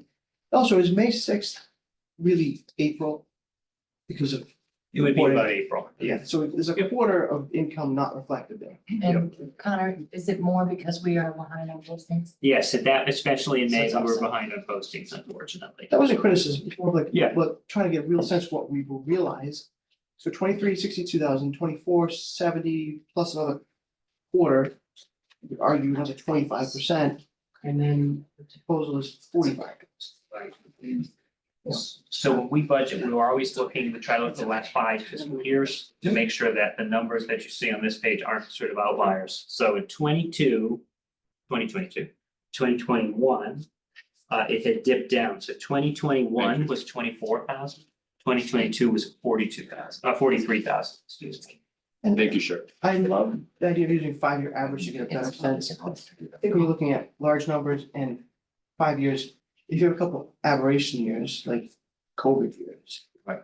Where those numbers are drastically lower. You know, you throw up the highs and throw up the lows, kind of supposed to the median, mean, like, so that's a place where I just want to say, maybe that's a little shy, 45,000. And that maybe, it's not that 62 is high and 70 is high, it's that maybe that's the trend. Yeah, this is a tough one because there was no line items behind it. It's miscellaneous, so it's hard to It's a judge. catch-all. Yeah, we don't know what will come in there. It would not be prudent to, And it was 43,000 and 22. there's no way to predict what it's gonna be. Okay, moving on. Next page, page 2 is city mayor. So there's $50,000 in the top. That's the community impact fee by cannabis establishments. I believe that's contractual to the mayor. So it's really legal. Likely, go on, sorry. Oh, sorry, I was just, Go ahead. please. Oh, yeah, so I have a couple questions, but maybe you can, maybe you're gonna answer what I'm thinking, but I know there's been some changes from the Cannabis Control Commission of how communities can get funding. So I'm just wondering if this is kind of reflected here, but I don't know if that's what you were gonna speak to. Yeah, so, and Connor, correct me where I'm wrong, but so we do still receive the portion of the taxes on cannabis. Mhm. But we are no longer through the HCA's, as you know, when the Cannabis Commission has taken a harder look at the HCA, so any of those additional community impact fees cannot be collected, Yep. so and I right now, obviously Happy Valley is the only one that's open. And we are in discussions with Ocean Breeze at the moment, both of the and Reverie about how to handle the HCA going forward and address that, so that we don't get hung up. And Sure, cause I know, my understanding is still believe we can get that 3%, but then there's like all the additional things that some like cities and towns. Which we have. Put forward We and did give all these negotiate. goodies, I don't know, I know that this. did You've been more negotiate that, prudent, but we Mayor, Two but. thousand twenty-three, there was $500,000 budgeted. We did, Yeah. we never even- when I first got here, that's when all this stuff was going on with the CCC. And so we did do community host agreements, which basically eliminated almost everything. I'm gonna get to in a second. And that we had already collected about $400,000. So the agreement with Happy Valley, because they're the only one at the time, was we get to keep what they gave us. And I believe it was 50,000 for its community impact, and then 50,000 they were gonna give to some nonprofit, which is not. Which is not, yeah. The other thing that we're trying to estimate, but again, without we don't wanna predict something because we don't have anything to base it on yet, is we do anticipate at least one of the other ones, if not both of them, opening in this next fiscal year. We don't know what the demand will be. If my gut tells me you're gonna have the same amount of sales spread out across 3 stores, but I could be totally wrong, and we don't have any way to predict that yet, so. I don't anticipate, tripling the sales based on the number of stores. People aren't gonna drive to Gloucester. No, I can get anywhere they want. I mean, the numbers are down, Yeah. statewide, country. across the, You yeah, don't all have to the drive legal across states, town, so- the numbers are way down, there's just a glut, and so the profits are down. Talk about windfall, there was expectations of everyone that, when I first started as the community development director, everyone's like, oh god. God. The Yeah, previous administration was like, oh, there's gonna be so much marijuana money. Not the case. It may change if we see some changes from the federal government, but that may change someday. Not the revenue driver we thought it was gonna be. You mean if they can bank their funds rather than handling cash? Yeah, well, also if legalization comes down the pipeline at the federal level, and it may soon. well, even if it does, I think we're still looking at the same amount of Yeah. stores, the same amount of customers, so it's, I don't think we can budget a whole lot more. Mhm. And the community host agreements, which don't put a gun to the head of these lead companies when they signed them, but then after they got established, they cried to the CCC, and the rest is history. I just remember how pleased Jim Destino was in I his know. negotiating skills with those community host agreements. It was a lot of fun at the time, but Short-lived. very short-lived. Can we speak to the wind turbine revenues? Just let's, So 315,000, again, based on a 5-year average. So last year we had a lot higher than normal revenue because electric fees were so much higher. When Lynn and I looked at this, in prior years, it wasn't that high. So this is sort of a way to graduate into a higher rate without pushing it a little too far. Yeah, it's 283 and 22. And the short-term rental, all that's going into the housing trust, right? Correct, you guys move that when we move free cash. Yeah. No automatic, but yes. That just goes, so that's not available. No, that doesn't, As it goes up, it It still gets gets moved over to the portal, which is probably probably goes to the the same most thing, pressing same that route. we have. Yes, so I mean, the budget in this account is really not. Yeah. I mean, it's really zero, Yeah, just because we're not really using it for the budget. for the general fund. Because it's Goes gonna be straight and similar to the way we transfer the opioid funds, right? Yeah. Correct.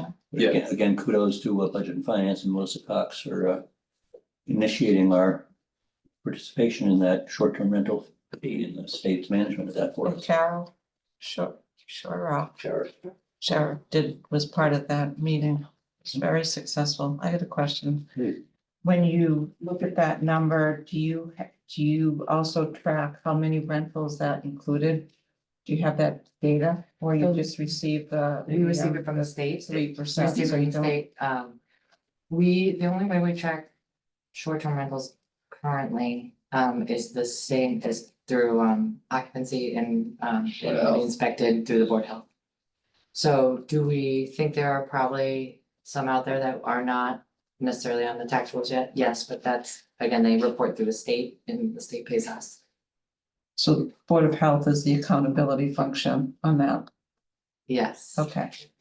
Well, they're not accountability. They are for They- the they purpose hold- of They hold the data, the the most record amount of of data. occupancy permits. I mean, it's simple, it's exactly like any other rental unit.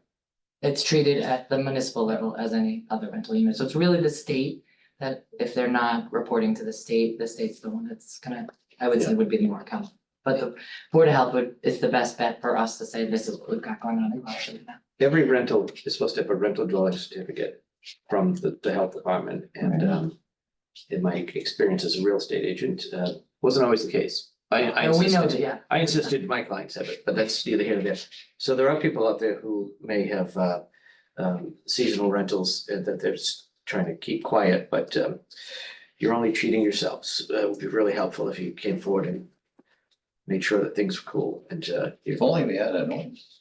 And so does the 3%, may I ask a follow-up? So does the 3% come in one time a year or as like quarterly? Quarterly, I think. Or, yeah, it comes in as a transfer to us for state. So we don't collect that in the collector's office. It's a Last check- time I looked, the it's a state cherry sheet had, payment. last time I looked, the state had 470. I'm okay. Short-term rentals in Gloucester. Fine. she's done. 400, how many? 70, 470? up from 350 when I first started working on the ordinance. We'll find that happy medium. Yes, find that happy, find that sweet spot. No, it was getting, I was cold and now I'm getting I know, hot. when you sit there and it's on the back of your neck, it's. Any other questions? Sorry, I know, no. Yeah, Jeff? I put it, the room was at 76, I put it at 74. No, you want it higher. You want it at 78. No.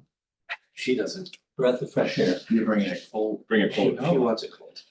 Well, women of a certain age don't. I've been going through the night sweats myself. Oh my gosh, that was not.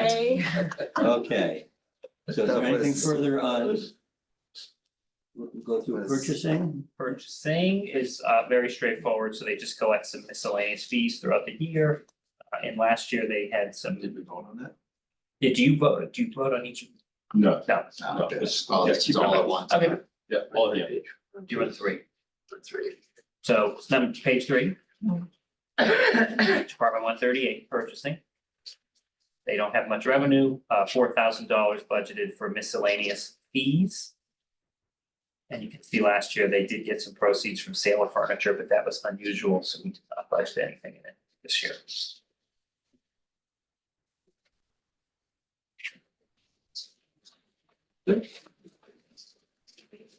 Page 4 is my department, 145 treasurer collector. So this first page is just prior year personal property and real estate property accounts. So we didn't budget anything there because we don't budget in the prior year accounts. So we can skip that one. Okay. Page 5, the one we'll want to look at is 412025. That's where we calculate this year's tax levy of $105,225,469. And this is just, since I'm new here. Yep. This is including personal property tax and also commercial property tax. Real estate and commercial. Okay, So I can walk through. I said it in the wrong Okay. way, but that's yeah. what I meant to. Thank you for saying it in a more Sure. articulate way. Do you want me to Correct. walk through that calculation or are we? I can if anyone has the interest. I would appreciate it. Okay, It's always a good reminder. so we start with the top number, 95,916,000. That's the tax limit of 2024. We add 2.5% for Prop 2.5. That can be our max increase for this year, so that's the 2.3 million. Our assessor's office works with the building department. They analyze building permits for the year, look at trends to see what they think the estimated new growth will be. The number they came in at this year is 850,000. So that makes our levy limit for this fiscal year $99,164,203. Could we, could you tell me how, like, maybe from this, I'm looking, is how much is commercial tax base and how much, maybe I'm not saying it correctly. Hovers around, Yeah. I don't know if you can't tell from this, but Yeah. in general, it hovers around 93% at piece, I think that's the lowest it's been. is property tax. Is Residential. residential. It's residential, so that's the correct term to say, residential and then commercial. Commercial, so Yeah. it's hovers around 90. Okay, and then the rest is Really like to see. 7% commercial. industrial. 7% commercial Which industrial. that's how, right, that's how you actually change things, that's how. And it's worth mentioning because a lot of people compare us to other communities. It's like, okay, well, we don't have a Route 1 like Saugus. We don't have two malls like Danvers. Yeah. And We don't have a Cummings Center like Beverly. Right, Exactly. right. If we had any of those things, you'd see differences, particularly like school budgets, whenever you go to athletic fields in other communities. You know, and things like that, you really see differences, and it's mostly because of commercial. Yeah. tax. Does everybody know what the personal property tax is? I mean, the rate, No, I'm asking the other councilors if you know what compared to the real estate taxes, what personal property tax is. Would that be like excise tax? No, it's different. Connor, you wanna, or Kenny, Machinery, equipment. explain what personal property tax is? So personal property tax would be items, capital items in your home that you're paying property tax on, and that's usually for non-residents, Right. property owners. It includes furniture. Yeah. Fixtures, equipment. So that's what personal property tax is. Okay. But that's. Doesn't include boats. No, We that's have boat excise. excise. I know, I'm being funny, but yes. It's only about Unless it's a 1.9%. boat on your wall as a trophy. Yeah. Councilor Worthless. Thank you. Do we have a running number on new growth last year and the year before? Oh, yeah, Nancy does a big analysis So of at the that. top of your head by any chance? It always hovers between 750 and 900. So 850 is what she felt that was the most. Last year was 850. Yeah, and again, the spikes you're gonna see, Or 2 you years. see, things like Halyard, things like Market Basket, obviously that's where you're gonna see. So, I wanna be fiscally conservative, because you're gonna be smart with that. I just wonder, you said it's tracked with the building department, building permits, but we don't realize the new growth until property is assessed at a higher level, I think it's in June. They're looking at the people who are pulling building permits as an Project. indicator of Is what's that- gonna be, what's going to become new growth in the next year. So would this, for example, reflect? What is the Lobsters restaurant? The Lobster. 116? No, it's 116? 160. 116 East Main Street, so that came on. Opened in like October last year, maybe? But their September. assessment, right, I'm gonna get this wrong, but because the assessors. You remember, it's They're on a because calendar year. they're on a calendar Calendar. year, so they won't go in and reassess that property till January. 25. Oh, so they opened, so they did the building permits? So we anticipated it for this year because they had their building permits, but they won't do a new assessment on the property until the start of the calendar year. Okay. And Yeah, that's it's a what, full assessment. but would that be considered new growth at that point? Or would that be New just a growth higher is the assessment? interim. This time, yeah. Yeah, so is it higher assessment, which then is part of 2.5 levy, or is it still considered new growth? well, 2.5 is very bad. The new growth is, It's an automatic. yeah. It's a question of timing. So have we accounted for that in, like, the new growth is. I would one have time. to, I would have to see when they pulled the building permit versus when they actually opened versus when they actually assessed. So, but again, this isn't, they have to base it on building permits pulled. And when they expect completion, so again, it's, you can't Is see the when is it the actually. question you're asking from the point where they pulled the permit, which was considered new growth. That's Yeah. not when it's considered new growth. It's Right. not considered new growth until June 30th. So it doesn't get counted, It's- right? So yeah, But this they number use always the- has to be But they approximated. use the approximated, okay. But new growth is only once, and then after that, it goes on to the real estate rules. Correct, yeah. Right. So So the question is, has that been accounted for already as new growth? I would have to ask the assessor specific. It's also a snapshot, because like I had my house, the assessors came by while we were gutting a section.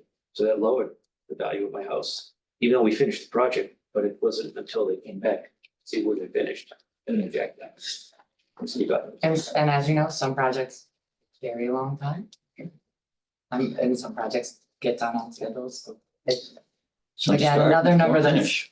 exactly another number that is estimated the same throughout the Commonwealth, done in a prudent way. Oh, I'm not trying to be, is it included? Whenever a property switches category from exempt to taxpayer. That happens. I think it's a question like a month later, so I know we had the Departmental pitching property we purchased for 6 million. They were paying they're tax exempt, but they were paying some small. Pilot payment. Right. But that's a huge number, I think it's gonna, not just for the solar farm, but it's also potentially worth. Is that number gonna account for new growth? I'm confident Nancy would have done that. She spent a lot, and she could share that sheet. She spends a lot of time putting that new growth sheet together. That closed months ago. Yeah. We would have sent them a pilot letter for the part that has not been assessed yet, and then in the new calendar year, they'll be officially. What project are you talking about? It's not a project. I don't. It's kind of I don't a know. sale kind of question, so it went off of being a church. So they paid much lower real estate taxes, being a religious affiliation, to now being a private entity, so now they pay the full. I think, Counselor, if you want if you want to go one by one specifics, please send us an email. We can respond that way. I don't think it makes sense to do that here. Because I don't want to give you a wrong answer or a right answer Fair enough. or make assumptions about projects. It's just not the correct. So, The number is an estimation based on. thank you. Okay, moving on, fine. Oh, and the rest of the form is just the exclusions. So that's the debt that we're paying outside of the levy limit. That's what those following lines are, which brings you to the 105 million.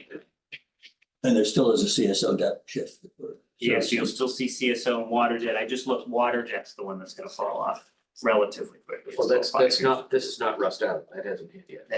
That won't probably hit for another year or two. This is the one we did on the council back about 10 years ago. Yes. Okay.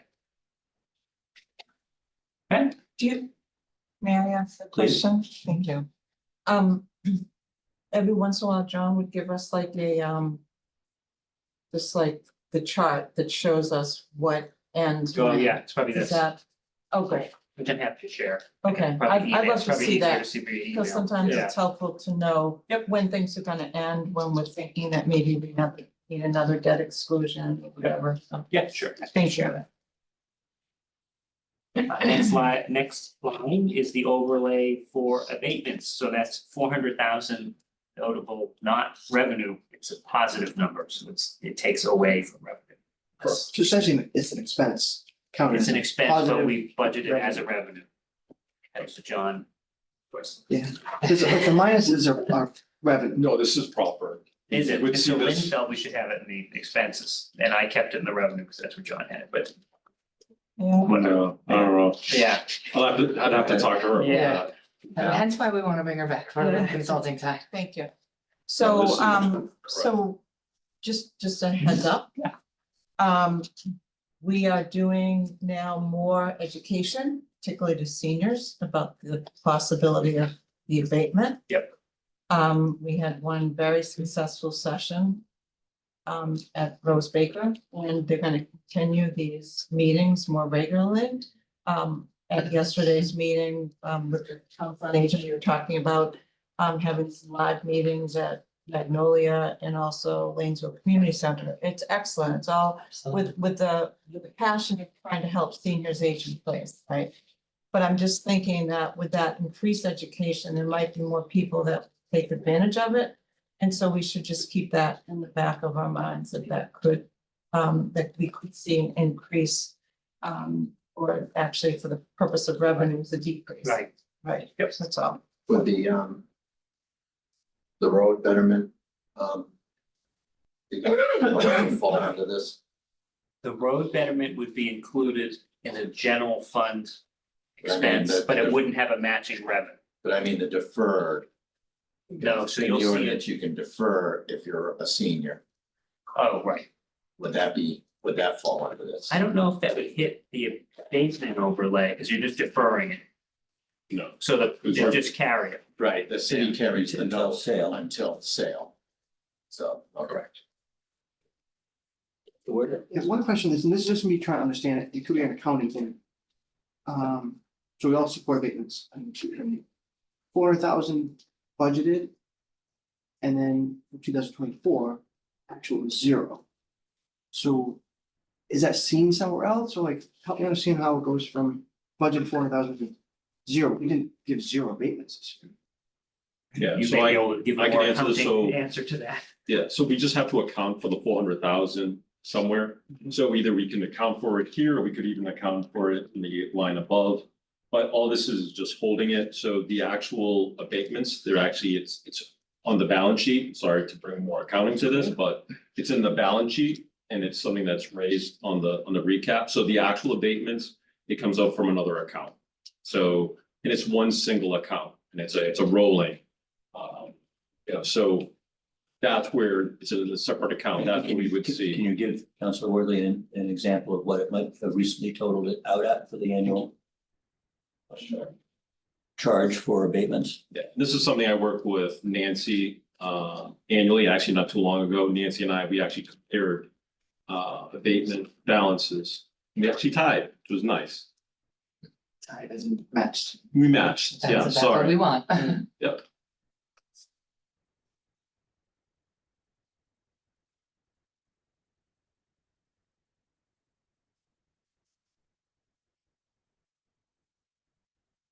Who else is on the call besides, I think, nobody else? Staff.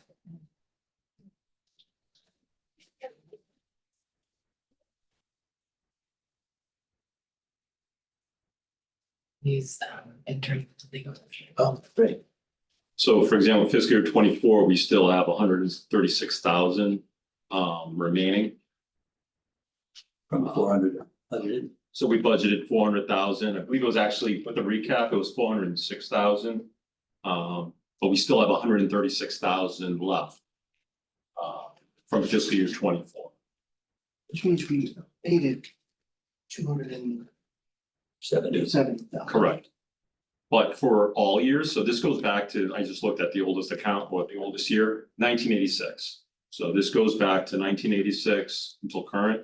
We have a 1.4 million, because there's ATB cases, so there's still like, there could be still active cases. So that's why we still charge it to each specific year. So we do have 1.4 million for all years. So DOR, they look at it as one single account. 1.4 million in expected abatements from prior No, years? so from like, let's say 1986 until now. So we have, for all those years, we have 1.4 million. So what happens is, we have 136,000 left this year.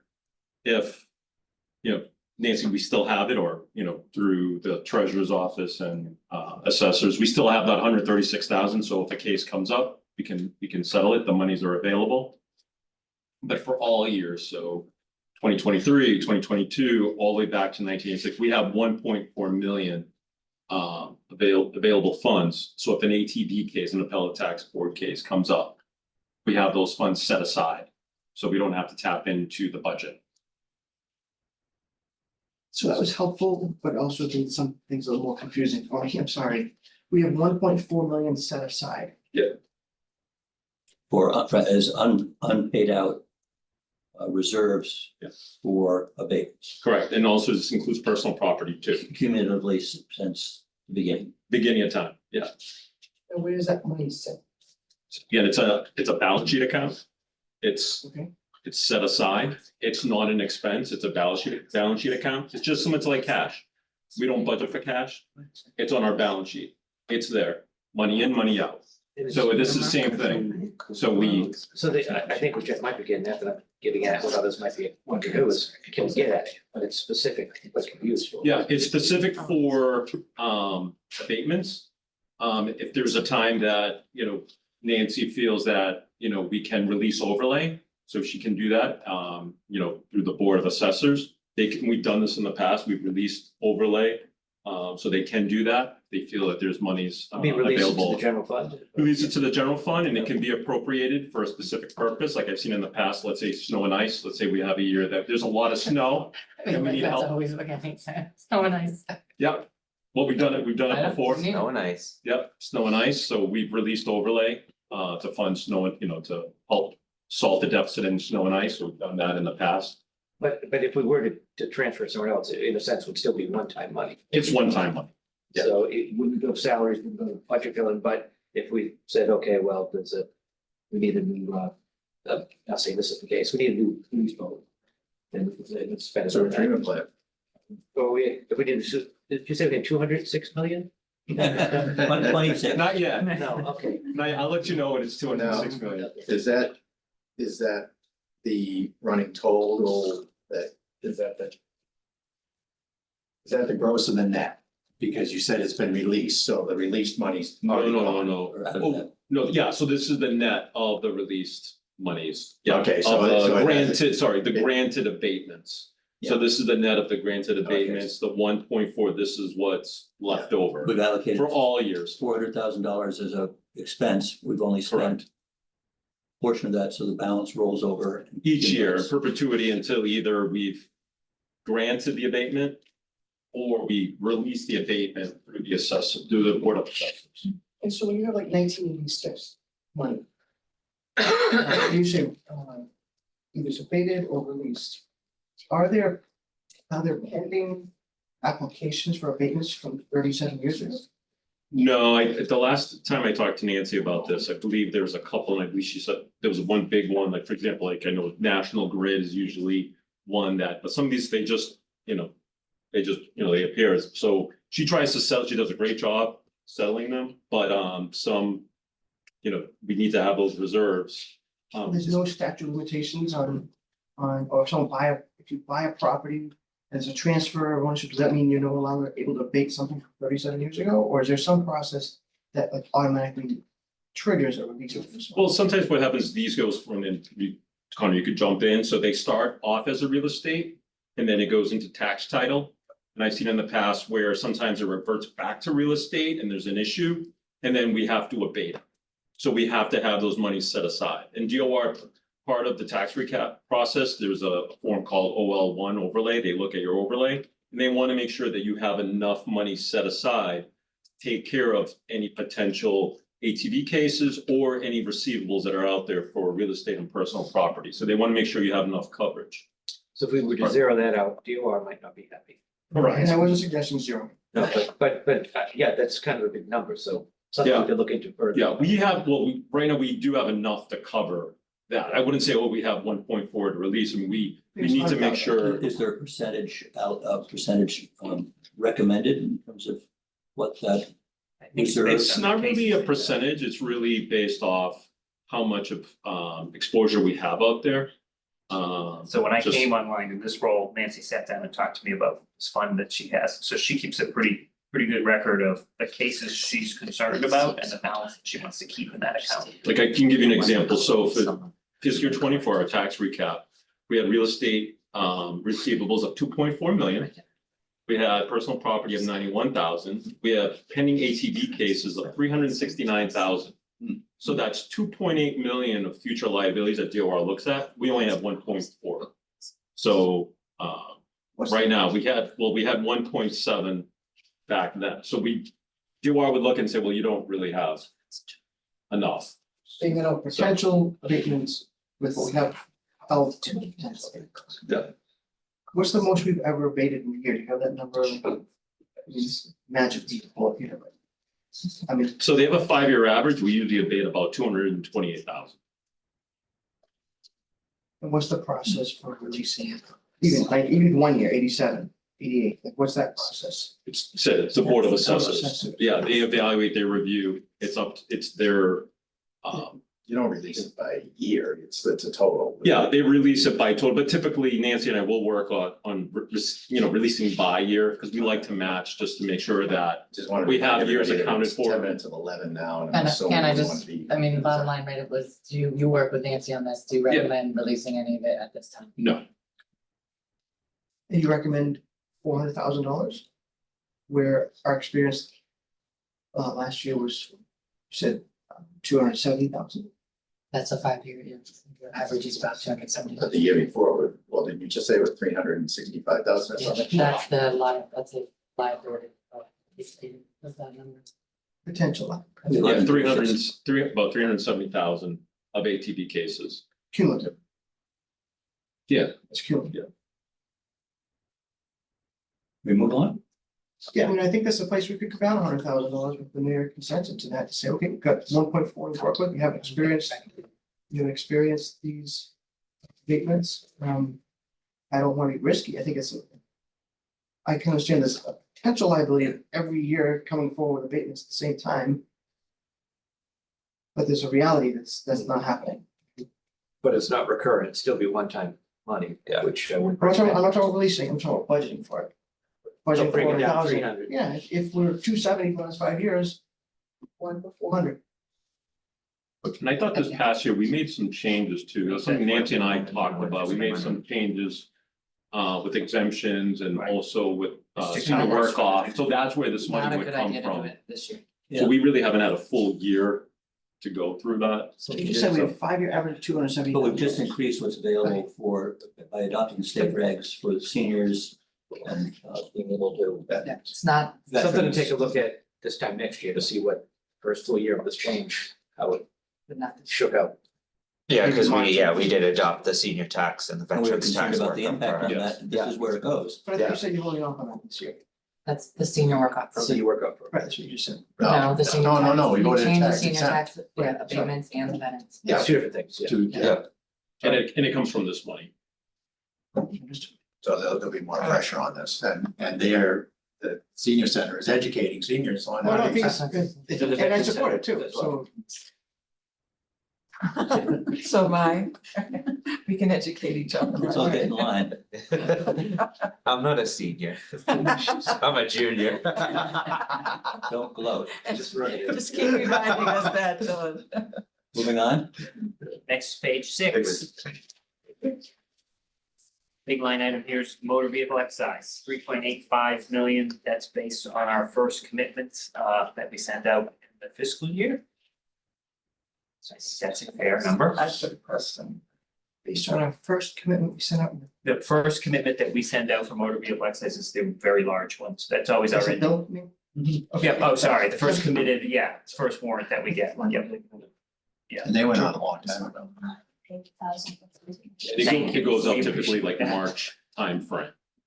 So this revenue is, it's always lagging. Yeah. So people are still paying. Oh, you can see. You know. Yeah. Previous years. So what happens is eventually we mark a plate, people will come in and they'll pay the whole excise because we mark the plate.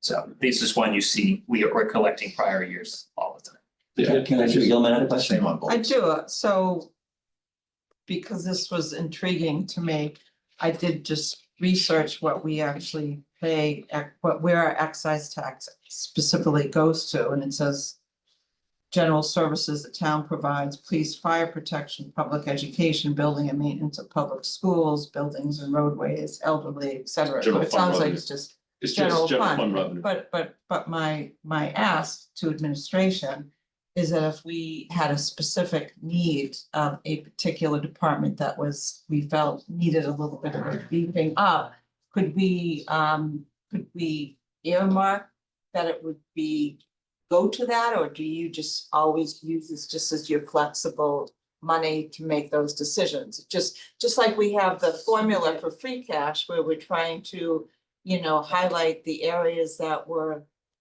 that are really needy, like we added things to the roadways and the paving last year to that.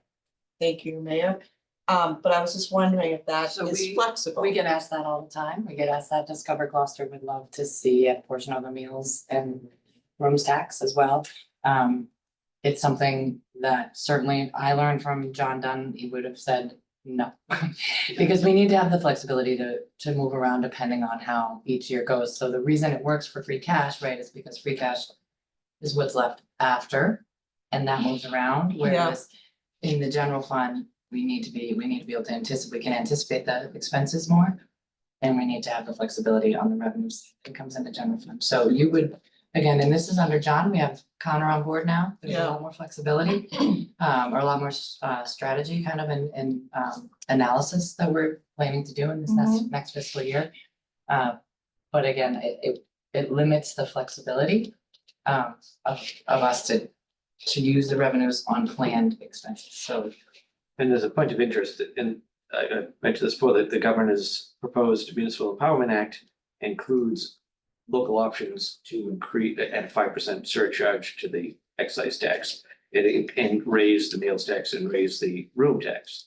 And so if we'd like to see those options, we should be lobbying our delegation and beyond. So I, along with Mayor Reardon from Newburyport and most of the town managers in Bruce Senator's district sent a letter on, to them and to the appropriate, chairs of the House and Senate, as well as the governor supporting it. So something worth looking into. Would be a real opportunity for us. We don't necessarily have to adopt it, but at least we have the option to adopt these things. May I ask a follow-up? Yeah.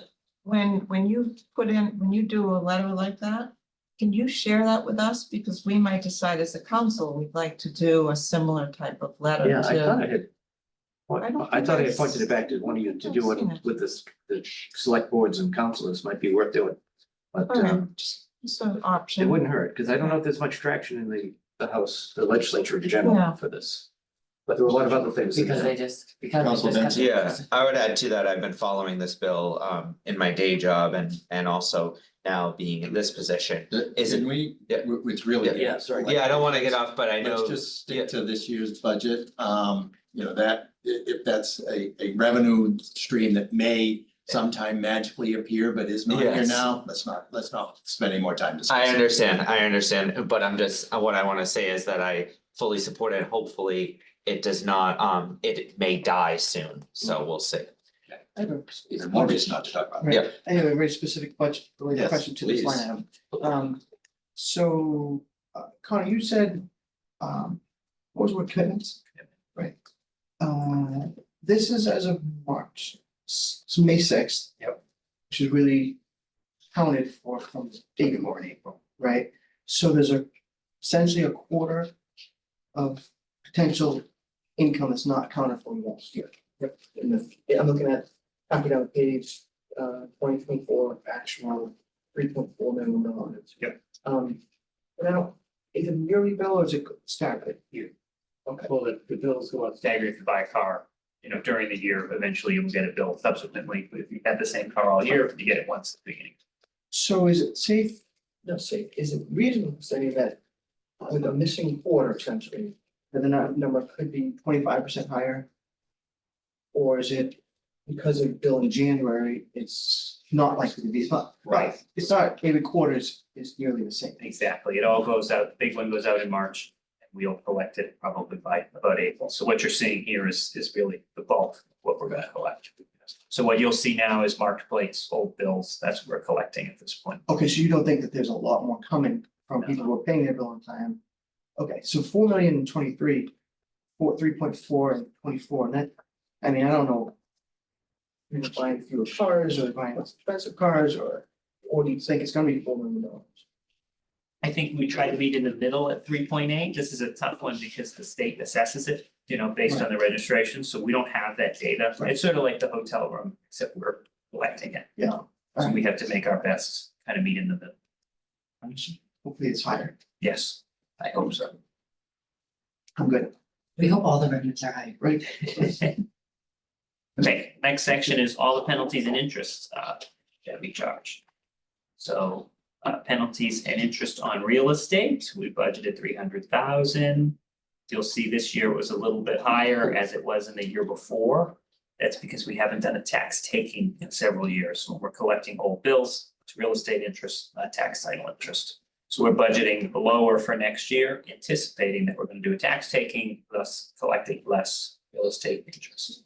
Yes, in 2022 was only 225,000. Right, because we were current on tax takings in 2022, so then we collected less penalties and interest on real estate. Does tax taking mean you take the property? We perfect our lien on the property, so we perfect our lien on the property. So we reserve the right to take it should we want to, but really what we're doing is solidifying the automatic lien that arises on the property when it's assessed.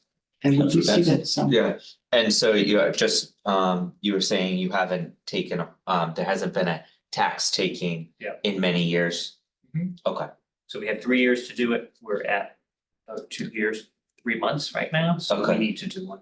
okay, Connor's been This one, working on there's it. one in the works. Yeah, there is one in the works. We've had a lot of turnover, which has slowed it down, but we need to do one now. So it feels like you're wetting your lips in anticipation. It's been a lot of work. There's been a lot of news about the equity theft, the Yes, In the Supreme Court decision, yep, you're no, It is not in this budget. But I'm just saying, just because we're taking it doesn't mean we're getting, be able to sell $500,000. yes, and then it got, cause there's the decision by the Supreme Court, but I don't mean to go off.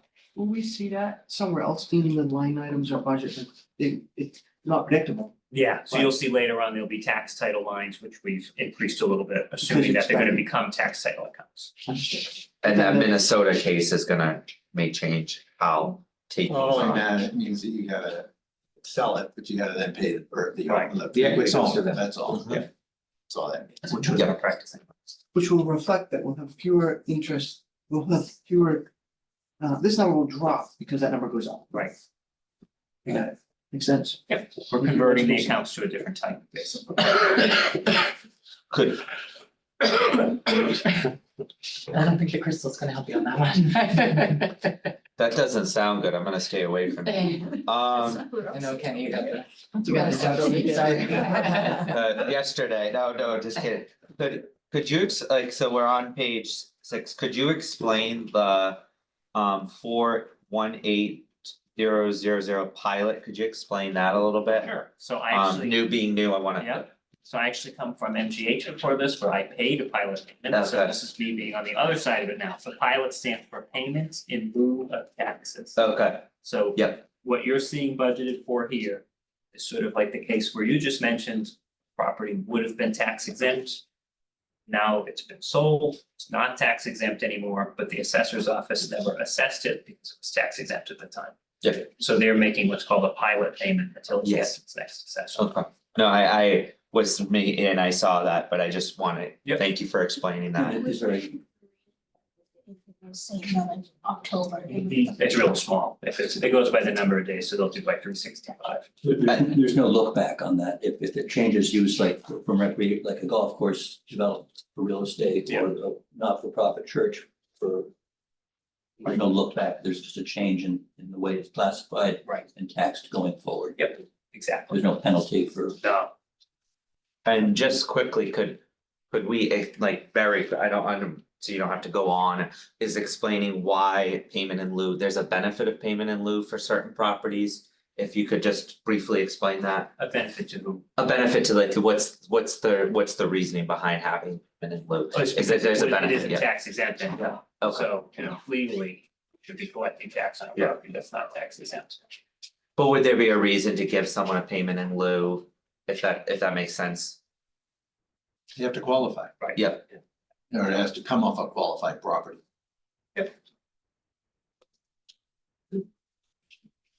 Okay, next page, 7. 7 is municipal lien certificates and the legal fees we collect on tax titles. So that is just. We have the tax title attorney that you saw on our expense page. These are the legal fees that our tax title attorney assesses to the homeowners when they're in tax. So also it's almost a pass through, but we need to account for it in the home provider. The goal is to have it net out to zero. So back to we were talking about earlier about the equity, legal fees, get our back taxes and the legal fees. Exactly. Okay. Or if we did any kind of work on the property, we get that back to. Interest is the last line on this page. Anticipating questions, because I know 2023 says 748,000, so there's 2 drivers behind this. One is that the interest rates have gone down, but 2, we've been fortunate to be able to hold the ARPA funds for so many years and collect interest on them. And we will be with us, that was my plan. Yeah. Go put the talk point out. Interest rates are down from last year, but not by much. They're up from a couple of years ago. Without the asset, the ARPA funding. Typically, I know you've encumbered some, but. Right. And honestly, probably by the end of this calendar. year, right? All, but I think we're down to. Yes, spend money. Yeah. Probably spend half. Every spend half, it was all but 2 million. We can see that. So just to follow up on the, we have the ARPA fund money, earning interest, we don't. And you said half of it's spent, Yeah, spend. like, not just encumbered, money's gone. Right. So And all of it has to be incurred this year and spent by 2026. So the remaining money hasn't been spent yet. We're saying that's what's gonna get us $250,000. Well, I mean, the remaining money in all of this is treasury. It's gonna get us to, that's the estimate. And it's probably worth mentioning, like, the stabilization that the plan is to sort of move it into more, Right. higher interest. Yeah, yeah, so I met with the company called Bartholomew Company, they do OPEB. They will also invest our stabilization funds, which would be great, we could get more yield on them, we just haven't done it yet, so it's hard to estimate what that's going to be. To it. Interest in 2022 was only 45,000. Interest rates are so low. And we haven't been aggressive in trying to invest fixed interest rates over the years, right? I mean, there's been times No, where, you're correct, that these millions of dollars of stabilization have been in. With money market being in 1%. Yeah. So. But we need to- unfortunately, the we need to- stabilization money has, to- any interest earned on that would stay within the fund. Which is, yeah, What it which is, means. That's not unfortunate, that's good. Well, no, I know, but it wouldn't help with the general. fund. no, but investing the city's money in a better way is the goal. Looking back again, the $1.4 million set aside from the overlay reserve, is that an interest bearing revenue that would show up in this account or? I believe so. Right. Yep, it is. Overlay, reserves. 1.4 million in the overlay reserves account would be generating interest that would go into this account. do we have a, we can continue, do we have a sense of what our, and I won't hold you to it, but what our big number is in terms of the upper money we know specifically, some that's come out, but that other, the total of all the other assets we have that are earning fixed interest. Is it 100 million, 50 million? Yeah. We have a- I wouldn't know until they, we get the band issuance for this year and they get the books closed. Fortunately, last year it was, I don't know the number off the top of my head. Do you know what the cash was last year? Thought it was over 30. You mean just general fund, Yeah. you're talking about all? General.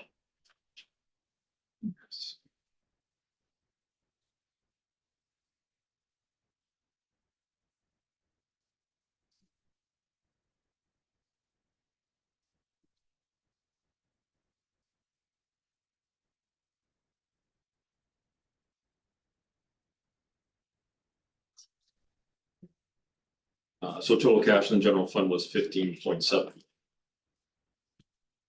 Cash in general fund, is that the money that we can invest? You were talking about stabilization, 1.4 million and.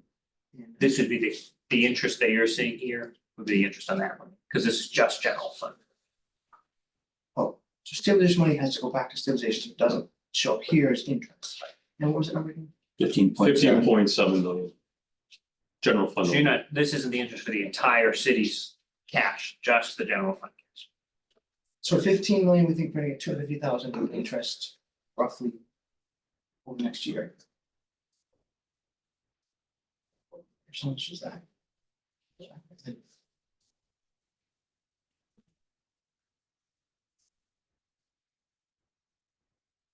And it's a changing balance in 1.5%. Meaning we expect to earn 1.5% on it. Based on the averages, that's a win, and the fact that Okay. over the year, the cash changes, a lot. Yeah, I mean, I on think July it's- 1st. Yeah, exactly. the When we money pay in there? $12 million of pension expense No. on July 1st, So we're there's gonna be a- earning less money. Hey, I mean, that's all I there's- need to know. Yeah, no, So, I mean, I'm in that business too, I'm not looking for business, this is not me trying to lobby the city to do business with me, just to be very clear. But I can get 5% tomorrow. 4.75% tomorrow, 5% next week I've had to work on. So I just want to say, like, what's realistic?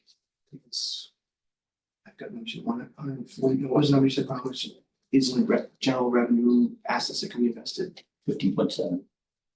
That's 1.15%. But it is, you're talking about putting into places where it gets tied up for various periods of time. 1 year. Again, a municipality may be in a different 1 year, situation, that's but it. So Right. we're trying to, explore other options. We've always done it one way and we're trying to do it differently, but at this point, that's the number we're comfortable, putting forward. I think even local banks have checking accounts of 4.5%. No, we recognize that, that's, when Connor pointed out to me that these are basically in a less than 1% account. And the suggestion was to invest elsewhere.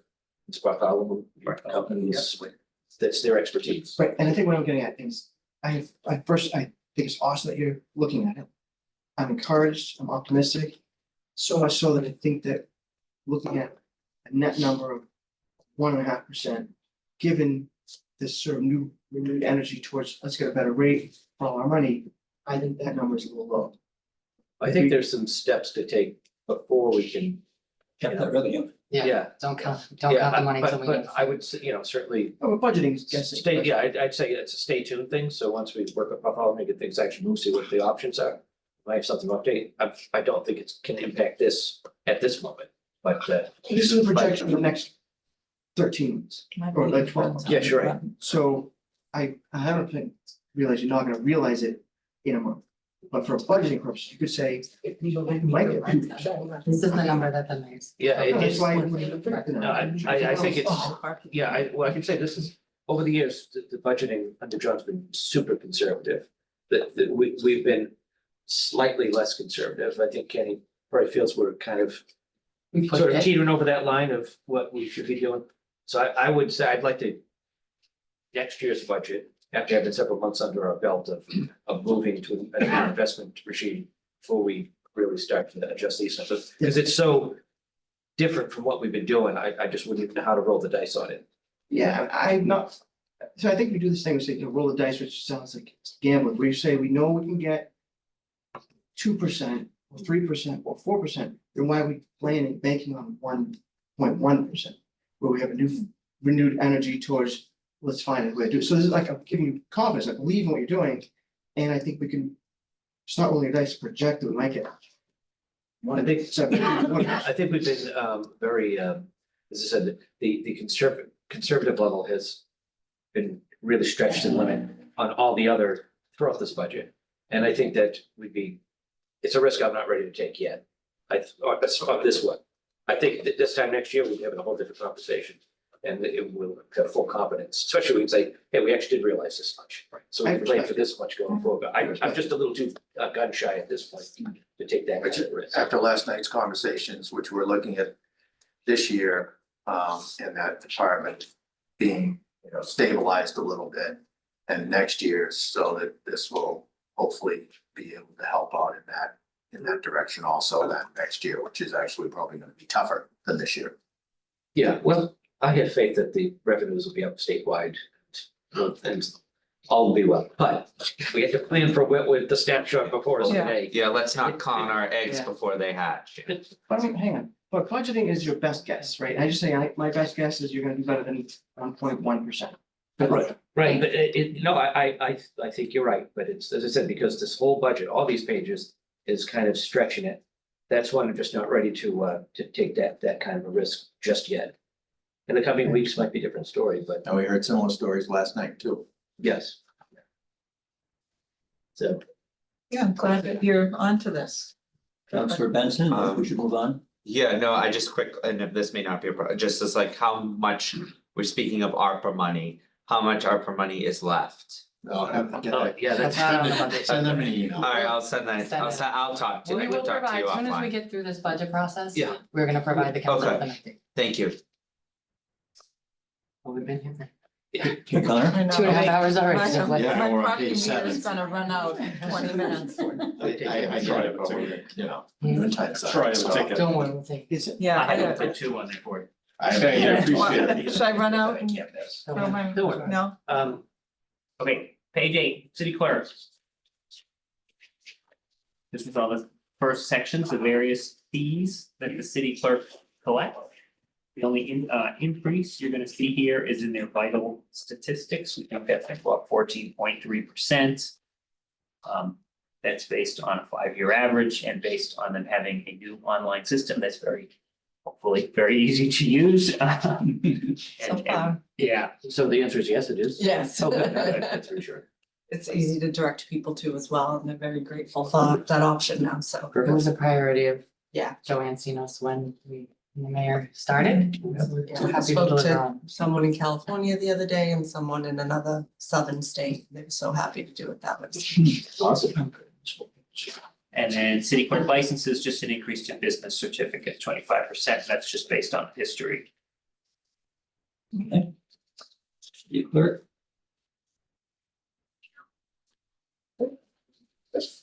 Okay.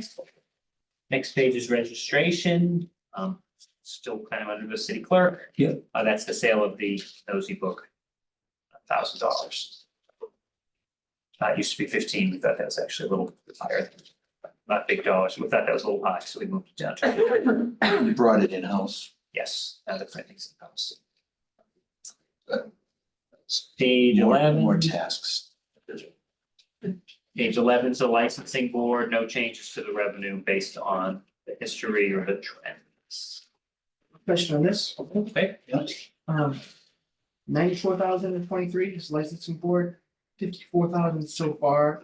Um, You can, so far, pretty good this, and then 15,000 proposed. That seems grossly low. Compared, I know you say 5-year. 5-year average. trend. Yeah, but can't use 5-year trends, we have COVID in the middle of that. You can't, you also have Gloucester 400 where you have an exceeding amount of one-day liquor licenses. So yes, budgeting is based, yes, on 4-year trends. And where we thought, for example, Wait, trends or Right. averages? You said trends. trends, 5-year trends, what we're seeing. You're saying 5-year average. Connor, am I saying it correctly? Trend or 5-year saying- average. Average, 5-year averages. Places that we feel comfortable, and the reason I'm just trying to move us along here, we squeezed and we put revenues where we felt comfortable. Specifically, speaking to your point, parking, right, and you brought this up before, I think you brought it up in this whole process. Was that parking, we knew when you take COVID into consideration, that the kiosk came, they were literally delivered in April of 2020 and not installed until 2021. We knew that was a place that it was important to put revenues. We made the decision as the administration not to push them in other places, so we can keep having this conversation. No, I think we Or have to. you can talk, I just think it's time to either talk. In look twenty at- twenty-two, it was $23,650. COVID. Restaurants are. For, this is one day- liquor license, Yeah, so 1-day liquor So licenses, one-day so these are liquor- people, social distances, you can't have but, crowds. but if you look those, in the actuals for 2023, seasonal liquor licenses is 66,000. They've got now that. No, I'm looking at the line above it, the 1-day. I understand that. You have to look- What I'm saying is that the bottom line at 145,000 is the same.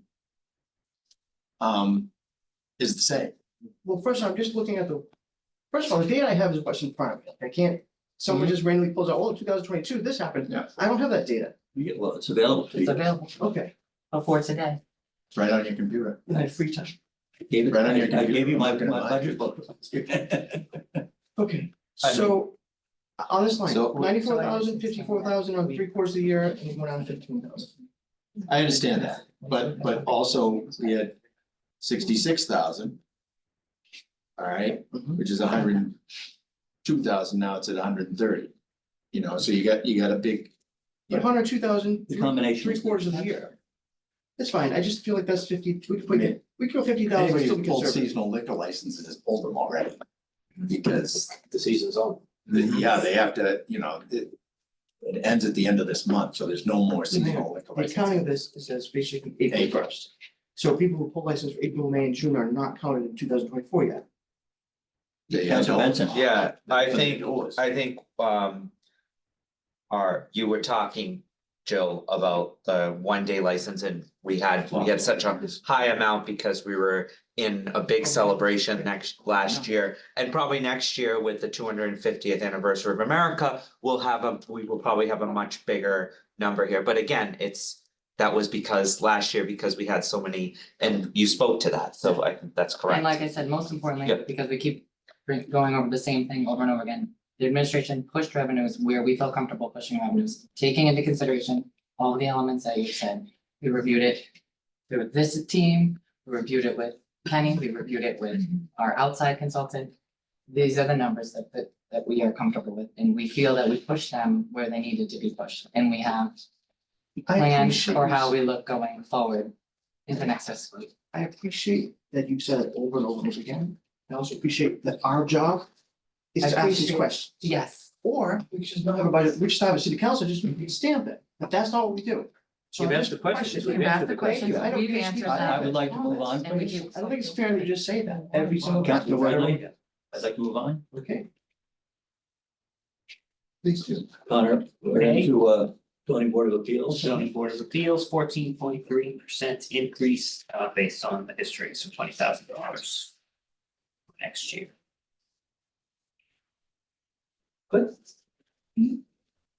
Next one is the police department. So increases to the detail surcharge.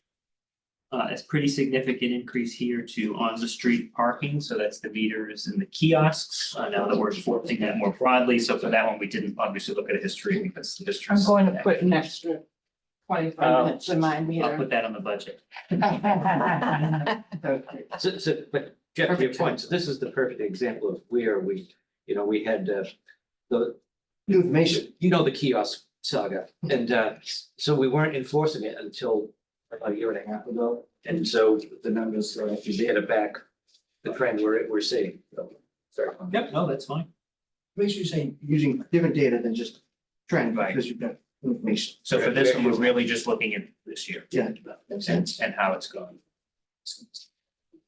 And we feel that's a push number, but I think we'll be good. So, And that's And about Val's going to contribute to it, right? now. exactly. That's all I have for this page. Any? Next page is just the totals for police.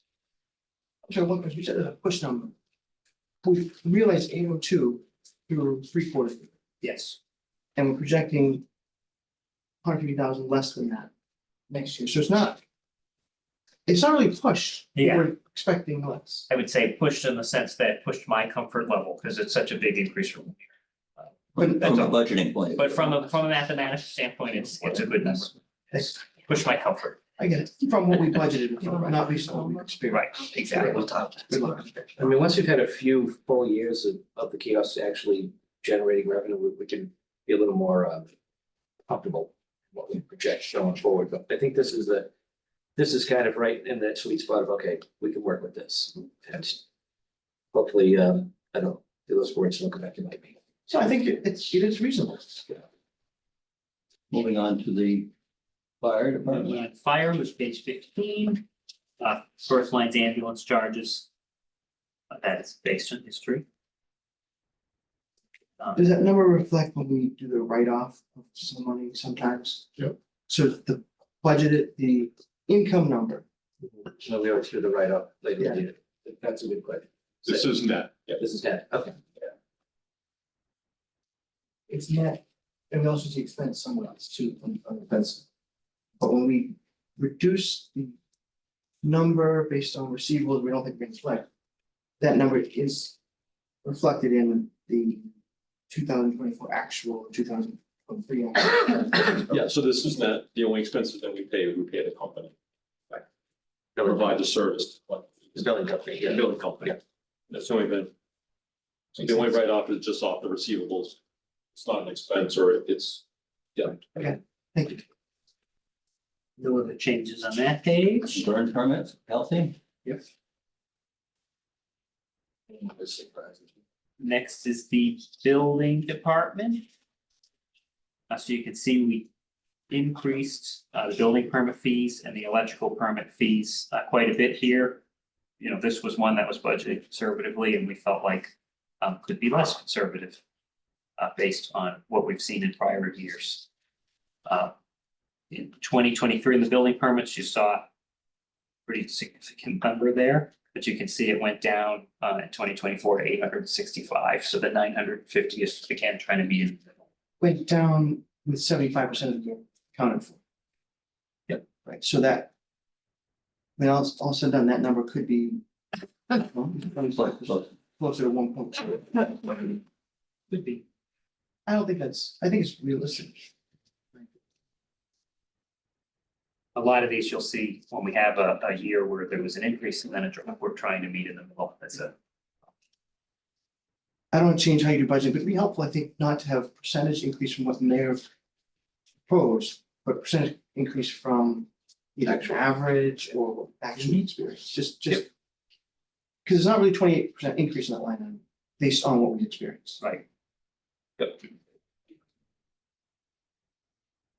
Animal control, which is on page 17, we dropped down a little bit, just the revenue hasn't been there, so that's a little bit more reflective. And is this like violations of anything? That's minors. Yep. Off leash type things. They're very hard to collect. Yeah. Off leash. Page 18, plan licenses. $40,000. It's another one we thought was budgeted. It was budgeted conservatively, maybe a little too conservatively, so we brought it up 5,000.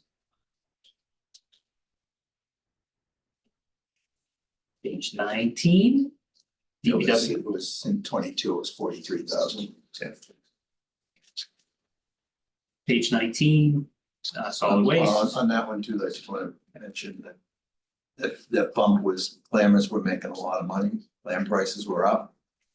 But clam prices have gone down, and I think that a lot of people got into it, thinking there was a gold rush. Yeah. Okay. So I they think bring that year may have been, because it was, I think that 2023 was an anomaly, prices were up and everybody's like, oh, clammers are making a fortune. Well, I guess the more we were able to clean up. I don't know if they're areas- making a fortune. They were dirt, they were. The more we're able to clean up areas and open new flats and keep other flats open longer, I think we might see that gold rush again. But, we've got work to do. Yeah, I mean, they were just hearing about, the pre-mold diggers who were digging there. 200 a day at least, or a tide rather. Trash recycling. Trash recycling on page 19, proposing 1.325 there. Again, that's an example of one where we've looked what we've collected in 2024 and we've increased it based on what we think we're planning. And this does not cover the cost of the program. No, the cost of the program is 2.4 million almost, and already 2.4 million if you consider the cost of printing the bags. And that contract's coming up. Right, so we'll be talking more about that. I think Mike hit on it. I wasn't in the meeting. Yeah. Like, Yeah.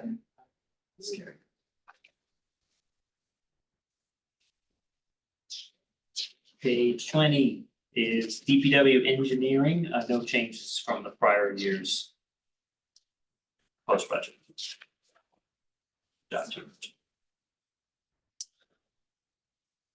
Page 21, DPW.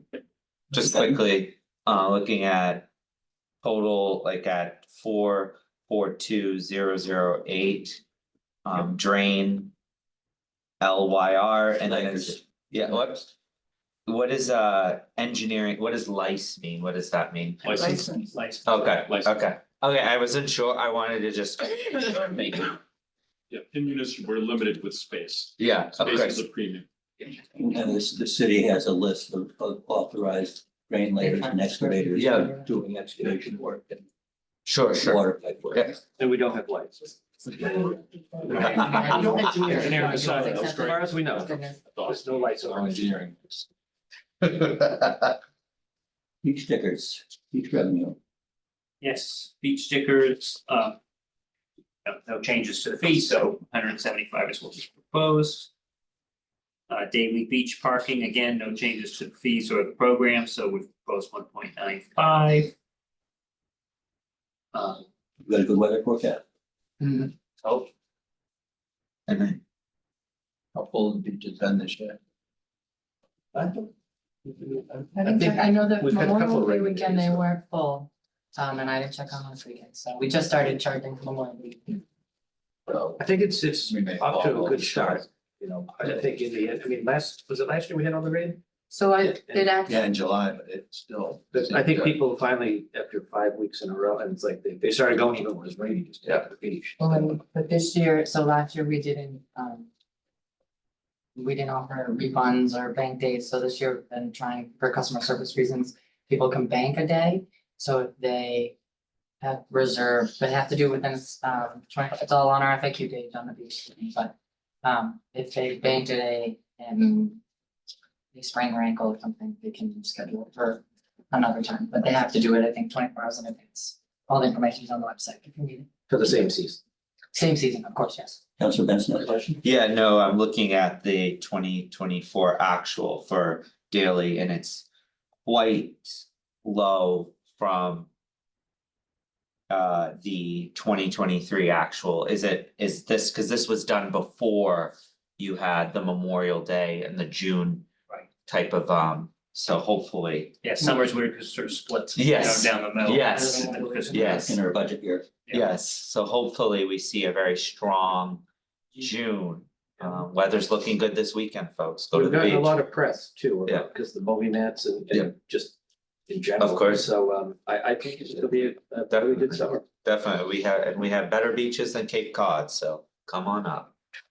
No, stay away. So in the 2023 budget,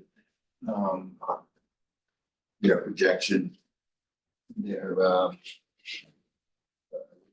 actual was 1.56 million. Was what their projected actual was, at this same time. Thank you for sharing. So, yeah, so we are definitely down this year. So this may be a line item that we're have to fill from other areas. But I'm sorry, you said it was, But remember, the period we're looking at here would be July forward. So you know, this is 25 I know this is. Oh, okay. Just No, making what sure. I'm saying is we're looking at for on the this year. You're looking 24 at actual we 24, have is 873,000. okay. Right. Last year, the FY23 actual was 1.56, At this time. 1.586, so 1.59, 1.6 million Gotcha. is what it was, what that line it's hard to item. explain, because if this was produced on May sixth, we wouldn't have any beach revenue. Yeah, right, and this 24. one too, I would assume was produced. You're on- looking, I he's know. looking at the budget book from last year, is that what you're looking at? That's what I'm looking at, Yeah, yes. so I agree with you, but it doesn't make sense why the 23 actual was so much higher if none of these would have counted for. Because that's what it was without the June revenues. Oh, because it's July and August of the prior year. Yes, Okay. yes, exactly. And this one's July and It does, August, right. and September. Or July and August, I don't know if we have each graduate is in September. But we probably had a better summer weather that, Yeah, it was the drought summer. and it was hot. So what I'm saying is, my point is that this revenue is gonna be as short, you know. We've been overly optimistic on this one, which is gonna have to be made up by several of the others. Yeah, and it has in the past. Yes, so. Yeah. I just wanna let people know that this was a way to build the budget, to have the available money. And it's reverse of what those other ones have. And I can And tell this is you, reversed by a lot. yeah, DOR always looks at the prior year. And the So industry- 24, hopefully it will be strong. And so this is Let's hope you're wrong. You hope This you're could be wrong. like $1 million. You hope you're wrong. So I just wanna make sure that everyone's aware of when we're asking to change other revenues, we have this one, that's a big, the gorilla in the room. Moving on. With foreshadowing. 2020, oh, it's not 2022, 22, Board of Health. No changes based on what we're seeing, so it's proposed the same amount as the prior year. Just have one quick question here. Where do we post the revenue that we collect for the senior center and the veterans center?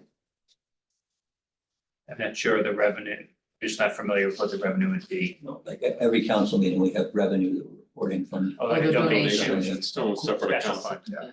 but it's not an enterprise account, but Nope, Donations. it's a donation account. where we see. You won't, it's in a special revenue account. In a separate account. Money in, I money can- out, It can only be money out. used for that. Yeah, I could provide it, use Kenny's. Detail. Money in, money out. money in, money out. I'll have to ask Howard Fisher. Go for it. Actually, that would be at least, So almost like an enterprise. no, it's more like a revolving fund. I can check. So it's just money in, money out. You're not charging a fee. And It's it can only just, be Right, used it's true. for that Yeah. purpose. just a donation coming in, Okay, thank you. going out, And veterans similar. would put a PO in or something to Yeah. be charged against that account, and that would just go through your office. Correct. It would come in on the warrant. Yep. But wouldn't show up Same anywhere thing. else. Nope. Thank you. Got Yeah, no, these are all appropriation funds, that's not. All right, So 22, Board of Health, no changes from the prior year. 23, cherry sheet, receipts, again, similar to the revenue, we just get those from the House Waste and Means budget. Big number. Is. Right.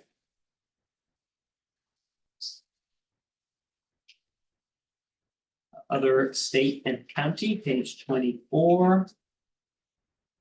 We bumped up the hotel motel excise and we bumped up the meals excise here. Taking this. As well as the campus. So I'd like to ask some questions on the top two. Yep. So again, I think using good data and being conservative. You see 1.6 million in hotel motel tax revenue.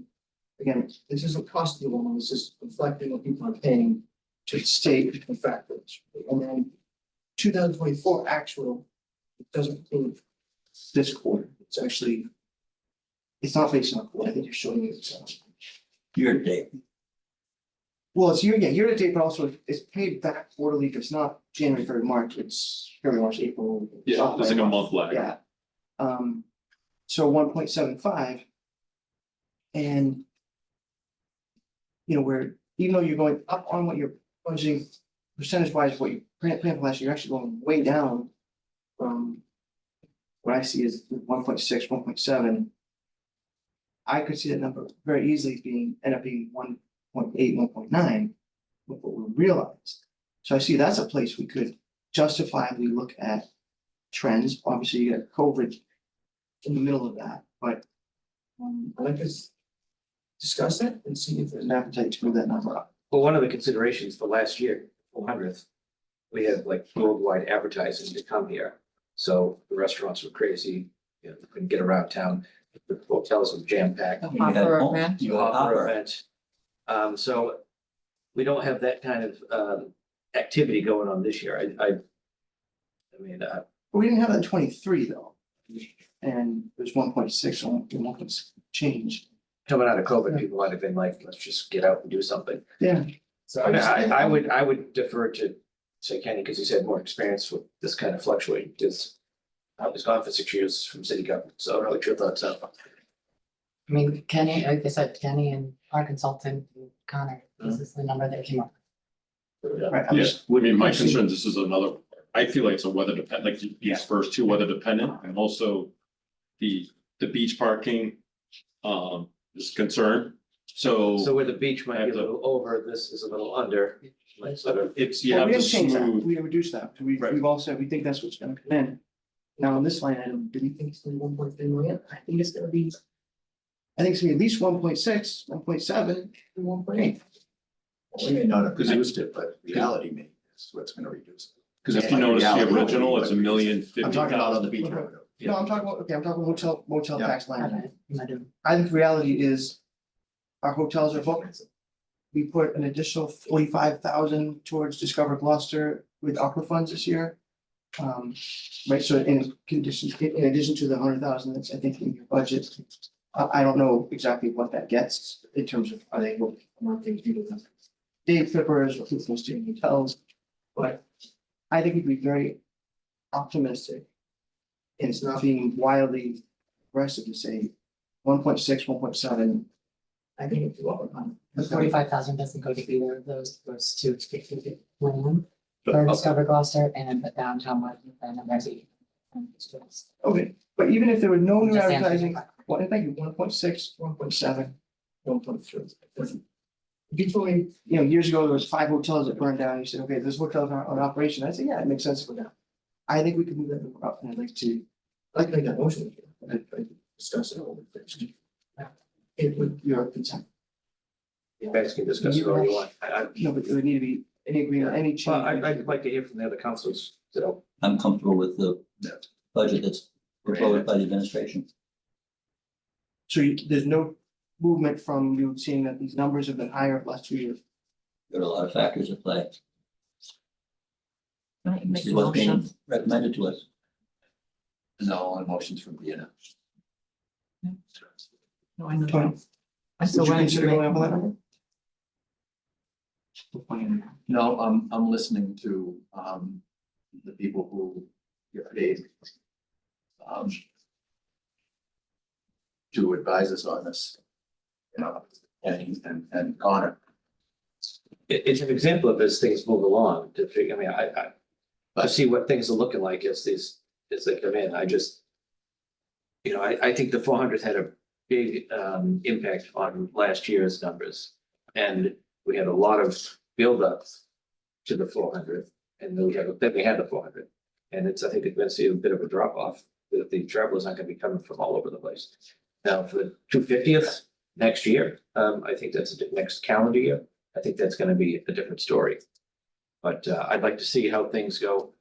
If and when one or both of these new hotels get online, we'll definitely, by virtue of them opening their doors, up the number. Presumably, at least, well, one restaurant will be reopened, and they're gonna, I think there's plenty of restaurant in the other one. So, Count those chickens, Jeff. well, that's right, not until they actually opened, because it's Until also they get permitted. Built. Until they get fixed, exactly. But it's also a matter of there's just like, there's cannibalism going on too. Every new restaurant's, it's not necessarily bringing new people to town, it's also less people in town going to places because they're distributed to places. And there are things that are attracting more day tourism now than, so I think that I think that's reflective to have that, because there is a lot more day tourism now than before, because we have different venues that have opened up that are attracting people to come just So for might the be day. here to eat but not sleep over. Yes, yeah, thank you, Mary. The Massachusetts Office of Travel and Tourism is projecting this to be a banner year. Mhm. North Boston Convention Visitors Bureau is also projecting that. They're using numbers from their members. They're using tax numbers, they're using real, so this isn't just like wishful thinking, it's data driven. And, my concern is that, in general, if we feel really good about free cash next year, you can't buy back a But- year worth of, whether it's education. I don't necessarily feel good about free cash this coming year, because the way we've been a little more liberal in the budgeting. That it's like, because I agree, every year we get free cash, it's like, well, what great, that was in the budget. So this budget is sort of taking into account that the anticipation of free cash is not good. The mayor specifically asked us, and I talked about this at the last two meetings, this mayor specifically said, I wanna look forward because of the budget conditions. I don't wanna necessarily see that big free cash number, so all of this entire package was prepared with that in mind. Yeah, So when you say that, it doesn't reflect the reality of these two numbers here. You can look at it at one number or Can I talk at to a something? time. Why I'm comfortable with this number? Is because there's pressures. This is a living document, let's get real about that. We voted, it changes. The next July day. 1, Right. it all changes. I mean, not all of it, but it changed, things.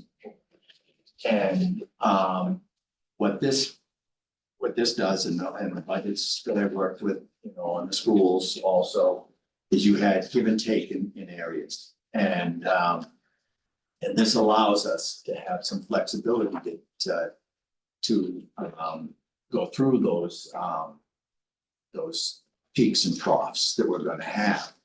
And that's why I'm comfortable with this, because I see it as a budget, not only as a prudent budget strategy, not necessarily to, I also get that free cash has been a little bit too generous, surplus has been a little bit too high, which has skimmed us of services throughout the city. $300,000 to fix roads is minuscule. The state money is an embarrassment that's what they give us for that. Sidewalks, we have so many pressures on us that we are unable to fulfill, that I am comfortable by leaving this where it is, so that gives us the ability to fulfill some of those responsibilities that we have. In addition to which, this budget reflects cuts to departmental operating budgets that were requested upon them by the mayor's office. And we can go through whether it was fire, police, you name it. Can you say that? So, I mean, you're coming from behind operating We worked on budgets. both, we pushed revenues and we cut expenditures. fall for that goal in the necessity, which is why you have to look at it as a whole. I'm just looking at line item. 75% of the year with 1.7. I think we can check it. We don't need to go any further on that one. Can we just discuss for meals tax for a second? Because I think we have similar conversation, probably short. 962,023, 816, 75% of the year. We've got cut, we've got 115, which means I was looking at the number, 115, sure. Food costs are continue to go up, which then means people pay more and then we pay more taxes on it. And I think going down to 800,000, again, we see 14% more than what was budgeted. 800,000 is a lower number than what we've experienced so far this 75% per year. That's the place we go up, I think, $200,000 and say we could get $1 million easily. And I was gonna make that motion, but I don't want to even bother doing that if it's a non-starter. No, well, for the same reasons that I just stated, is that this is an area that allows for where we need, and it's throughout the budget. It's not just, this is just two items that we're discussing right now. It allows us to give us the flexibility to address needs. Same message, yeah. And, we're just talking about immediate needs that exist today, let alone unforeseen. Yeah, I mean, Tony used the phrase, it's a living document, so after July 1 doesn't mean like, okay, we're done, we'll see you next year.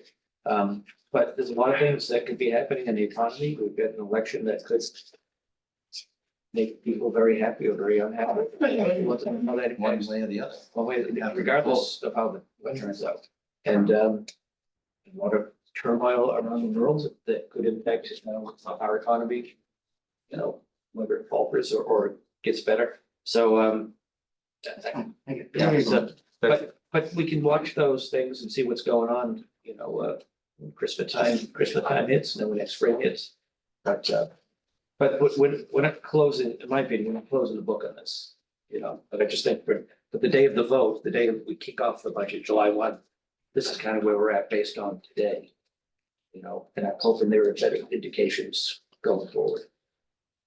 And it does reflect a 15% increase over what had been budgeted in the prior year.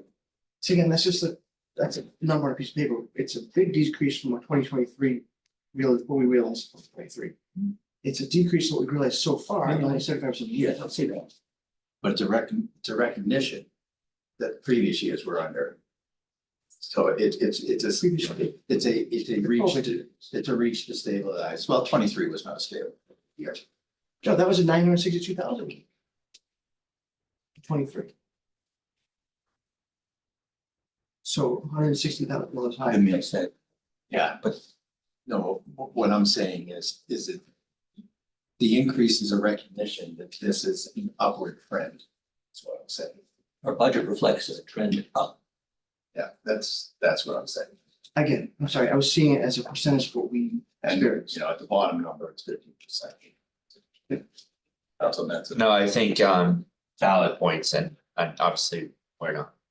Committee of Whole's not making a decision today on this would be BNF, but again, I think the mayor is correct that there could be factors like we could see inflation go down, which could drive more people to want to spend more money, or we could have crisis around the world. We look at what's happening in the world where it affects prices at the pump, everything. So there's so many factors, and I think again, keeping an open mind here, we could have a lot more revenue than anticipated come the end of the fiscal year 2025, or we could have a crisis in the middle of the summer that could cause oil prices to go up to $5 at the gas pump. So you never know what could happen.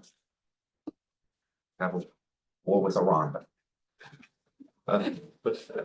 Good night. On that positive note. 9 seconds. We already saw some. Last on this page is cannabis. This is where this is taxes that go collected by the state and back to the city. And I do appreciate that when you have a second or third place open, you're not getting double or triple revenue because you're splitting some of that. Although I do have someone who is a customer of both. I asked this person yesterday, 2 days ago, and this person saying that Happy Valley and the new one don't compete because they're selling different products, gummies, I don't know. Well, the new one's not, The one at Essex Ave. they're not open yet. They have one in Revere, I think, or some other city, and the other one is only doing wholesale so far. They haven't opened their retail shop. Okay. So there's only one retailer in town. We don't know when that's. It doesn't always smell like that. And they will be, because it's absolutely whether or not, you're delivery or they sell it. It's like, shampoo. She's saying she get gummies and not for Beverly any longer because Happy Valley doesn't sell gummies. I don't know the industry, so I really. I think You there's could ask for samples, we could Yeah. sample. Yeah, I think there's a finite audience, whether or not, Sure, they sell. like, They do. like when Yeah. when the new bank opens, does it necessarily mean everybody closes their accounts and goes to the other bank, or does it mean? So I don't think That's that's, fair. It's, if there's three retailers, I think there'll be an overall increase, but I just don't think it's gonna be times two, or definitely not times three. yeah, I didn't. You're not gonna multiply the amount of users, Yeah, and they only use a certain amount. Unless the tourists really. well, There is a. there is a cannabis tourism, Yeah. yeah. Okay, I'm good there. Pub crawls and And others. clouds. One more page. We have one last One page. last page. Okay, first line is transfers in from special revenues, $50,000 from conservation fund. I believe that's the revenue to Yeah. offset the expense. Yeah, That's correct. Receipts, yeah, not the entire amount, but a portion of. And then transfer in from the band premium fund to offset debt service on that line. So the next line is transfers in from betterment funds. So it's paving betterments, betterment and septic loan betterments. That's money we'll collect from the tax bills. They'll go into a special fund and then we'll transfer the money onto the general fund, special fund. The following line is the transfer in from each of the water and sewer enterprises. And then the last line is the transfer in from free cash, $611,757. For questions? There are not any side discussions going on here, are there? No. No, Okay. So I just. She was have to telling go. me she was leaving, so. I have a Okay, meeting executive with business. somebody at. Thank you, Val. All right, thank you, thank you, thank you. My only question is on page 25, if I could. Thank you. I think there was some Already so. transfer in. Transfers in from enterprise funds, so that stands for in 4623, 4624. Okay, that's exactly, those numbers are exactly the same, is that playing that way? That's the indirect that John budgeted towards them. We lowered it this year just because those funds are having a hard time self-sustaining, so we lowered it. Sorry, but I'm just questioning, the 246,958. Actual transfers in were exactly the same. So that's not a budgeting, that's an actual number. Right. Was that planned? That was just those accounts had. That's that- just what we transferred. Yep. Okay, and you're saying that those accounts might be struggling, so you're going down on. Right. The goal was to try to get out of that deficit free cash in the water and sewer enterprise. This is a way to help bolster it. Okay. But then there was, somewhere else was 175,000, I think, of free cash going into sewer enterprise. Offset the rate. Right, did you send me? I think you did, Yeah. I'm The little sorry. chart, yeah. And do you remember what that, well, actually, it's not on the agenda. I can really talk, I gotta say what that impact was on the rate. $40 per user per year.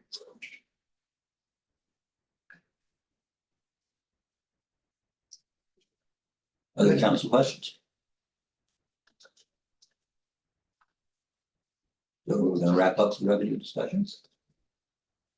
Yes, we are. So, budget and finance would move to recommend city council approve the fiscal year general fund revenues, including other financing sources, in the amount of $397,358, and I so move. Second. Motion been made and seconded. Any further discussion? I just wanna say appreciate the give and take. Connor, great work, Kenny, Greg, I respect how hard this is and you be conservative on expenses and little more liberal on revenues, I appreciate it. I reluctantly support it because I appreciate, the work that's done. I'm hopeful in a positive way that you're wrong in these numbers, right? As have I. Right. We all are. I just wanna make that. We all know. All are. I would not be more happy to be wrong. Jeff, we certainly appreciate your advocacy and assistance. No. Hope you're for doing your great job. weather this summer for our Yeah. beaches. And good forecast, which has a bigger impact than others. Yes. So all those in favor? Aye. Any opposed? Motion passes 3 in favor, 0 opposed. And committee recommendation, recommend that the city council approve the fiscal year 2025 overlay reserve for abatements and exemptions in the amount of $400,000. And I so moved. Second. You made it and second for discussion on the overlay reserve. Let's talk about some. Let's just. I want to Thanks get for rid of working that on whatever accumulation. release that thing. Yeah, the million three. All those in favor? Aye. Aye. Motion passes 3 in favor, 0 opposed. Have we done Community Preservation Act? I can't remember. Yes. So we're done? Nope. Ah, shucks, Kenny. What do we got, Kenny? So the free cash amount, the 611,757, we need to reserve that. Set it aside, so it's not part of the new free cash calculation. So if you'd like to vote that, It's on the first page, first motion. Page. DOR would appreciate that. And Kenny would appreciate that, right? That, me too. Connor. What does this mean again? So what we're doing is we're setting the money aside in a special reserve account, because if not, it just goes into the bottom line to undesignated. And then we don't want to spend that money twice, No. not best practices. So if So we don't that's- spend it, it gets counted potentially No. towards free cash or negative free cash. If we don't. Yes, if you don't reserve this, it's just gonna be part of undesignated, and then it's gonna be part of the formula. So you could spend this a second time, and you don't wanna do that. So you wanna set this aside in a special account so that it's not part of the undesignated, which is what DOR uses to calculate free cash. So we'd like to move it, we need to move it. That's best practice. Because if not, then the amount that you're setting aside next year, the 611, then we need to find that money somewhere else. Does that account have a balance? So last year was $408,000, but then it goes back to zero. Mhm. And then the new Move free reserve, cash into the budget at some point. yeah, so what happens is you reserve it at the end of the fiscal year, and then a new year, I reverse the entry, and then this year, now you're going to reserve 611,000 if it's a positive vote. If not, then it would be zero. So it's not a carrying balance, it's year to year. Thank you for explaining. Yeah, but this is just so to take it or to reserve it, to move it from undesignated to a reserve, so then free cash is calculated properly and accurately, which is what we want. All right, I'm good. Any other questions? Thank you for those explanations, Kenny. Well, So there are two motions here. The first is the fiscal year 2024 general fund free cash appropriation related to the fiscal year 2025 general fund budget. Budget and Finance will recommend that the city council appropriate in the amount of $611,757 from the general fund, undesignated fund balance, free cash, account number as noted, to the general fund, fund balance reserved for special purposes, account number as noted. The purpose of this appropriation from general fund, undesignated fund balance, free cash is to reduce the fiscal year 2025 tax levy, and I so move. Second. Any further discussion? Seeing none, all those in favor? Aye. Any opposed? Motion passes 3 in favor, 0 opposed. The second item, the fiscal year 2024 general fund free cash. We voted. that's already been We done. voted that. That's already been voted. But you just needed the first. You're easy. Correct. You're easy. And then we just have one more item. Yeah. Page. So, as part of the revolving fund, this is on your agenda. I believe it's. Yeah, it was supposed to be at 9:30. Right on time. Oh, today's agenda, okay. So in the original, the revolving funds preschool under the school. Oh, okay, that's a week. Fund 0308. Right. The original vote was 180,000. After the further discussions with the school, They would like to revise that amount to $200,000 based off increases to enrollment, and I will find. Right. it's the Yeah. motion, it was no.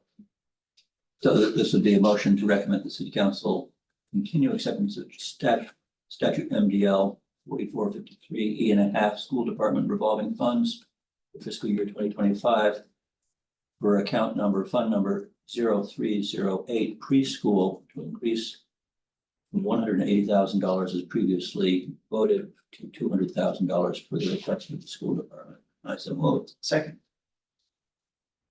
Any further discussion? It's a good sign, isn't it? Yeah, so enrollment was 66 students in 21, and in fiscal year 24 was 121. So they've seen a big increase in enrollment, so they'd like to increase the spending on it. Nearly double. We're going Well, up. Thousand, This is just available. yeah, This it's isn't- just availability to spend, it's not real money. No, No, it's just spending, it's a cap. it's a cap. It's Yeah. like the 1,000,002 cap on the stabilization fund for it's. Yes. Similar. It's that, it's not. Yeah. It's just the ability to. And if they want it, if they need more, they'll come back and ask for an increase. Okay. Voted, all in favor? So Aye. In Aye. favor, zero opposed? Okay. Thank you. Let's adjourn. Oh, no. On the council meeting of the whole, Second. all those in favor? Aye. Oh, aye. Aye. Motion to adjourn the finance special committee meeting. Second. All those in favor? Aye. Aye. Oh, You two take tomorrow. This one then. Enjoy your, could you have your vacation? So, have a Greg, second? you're not incorrect, but that's what shows on the map. Marjorie. Was it? Marjorie. Frank was Go ahead. maybe. Go ahead. Still Frank was a maybe. Oh, Frank,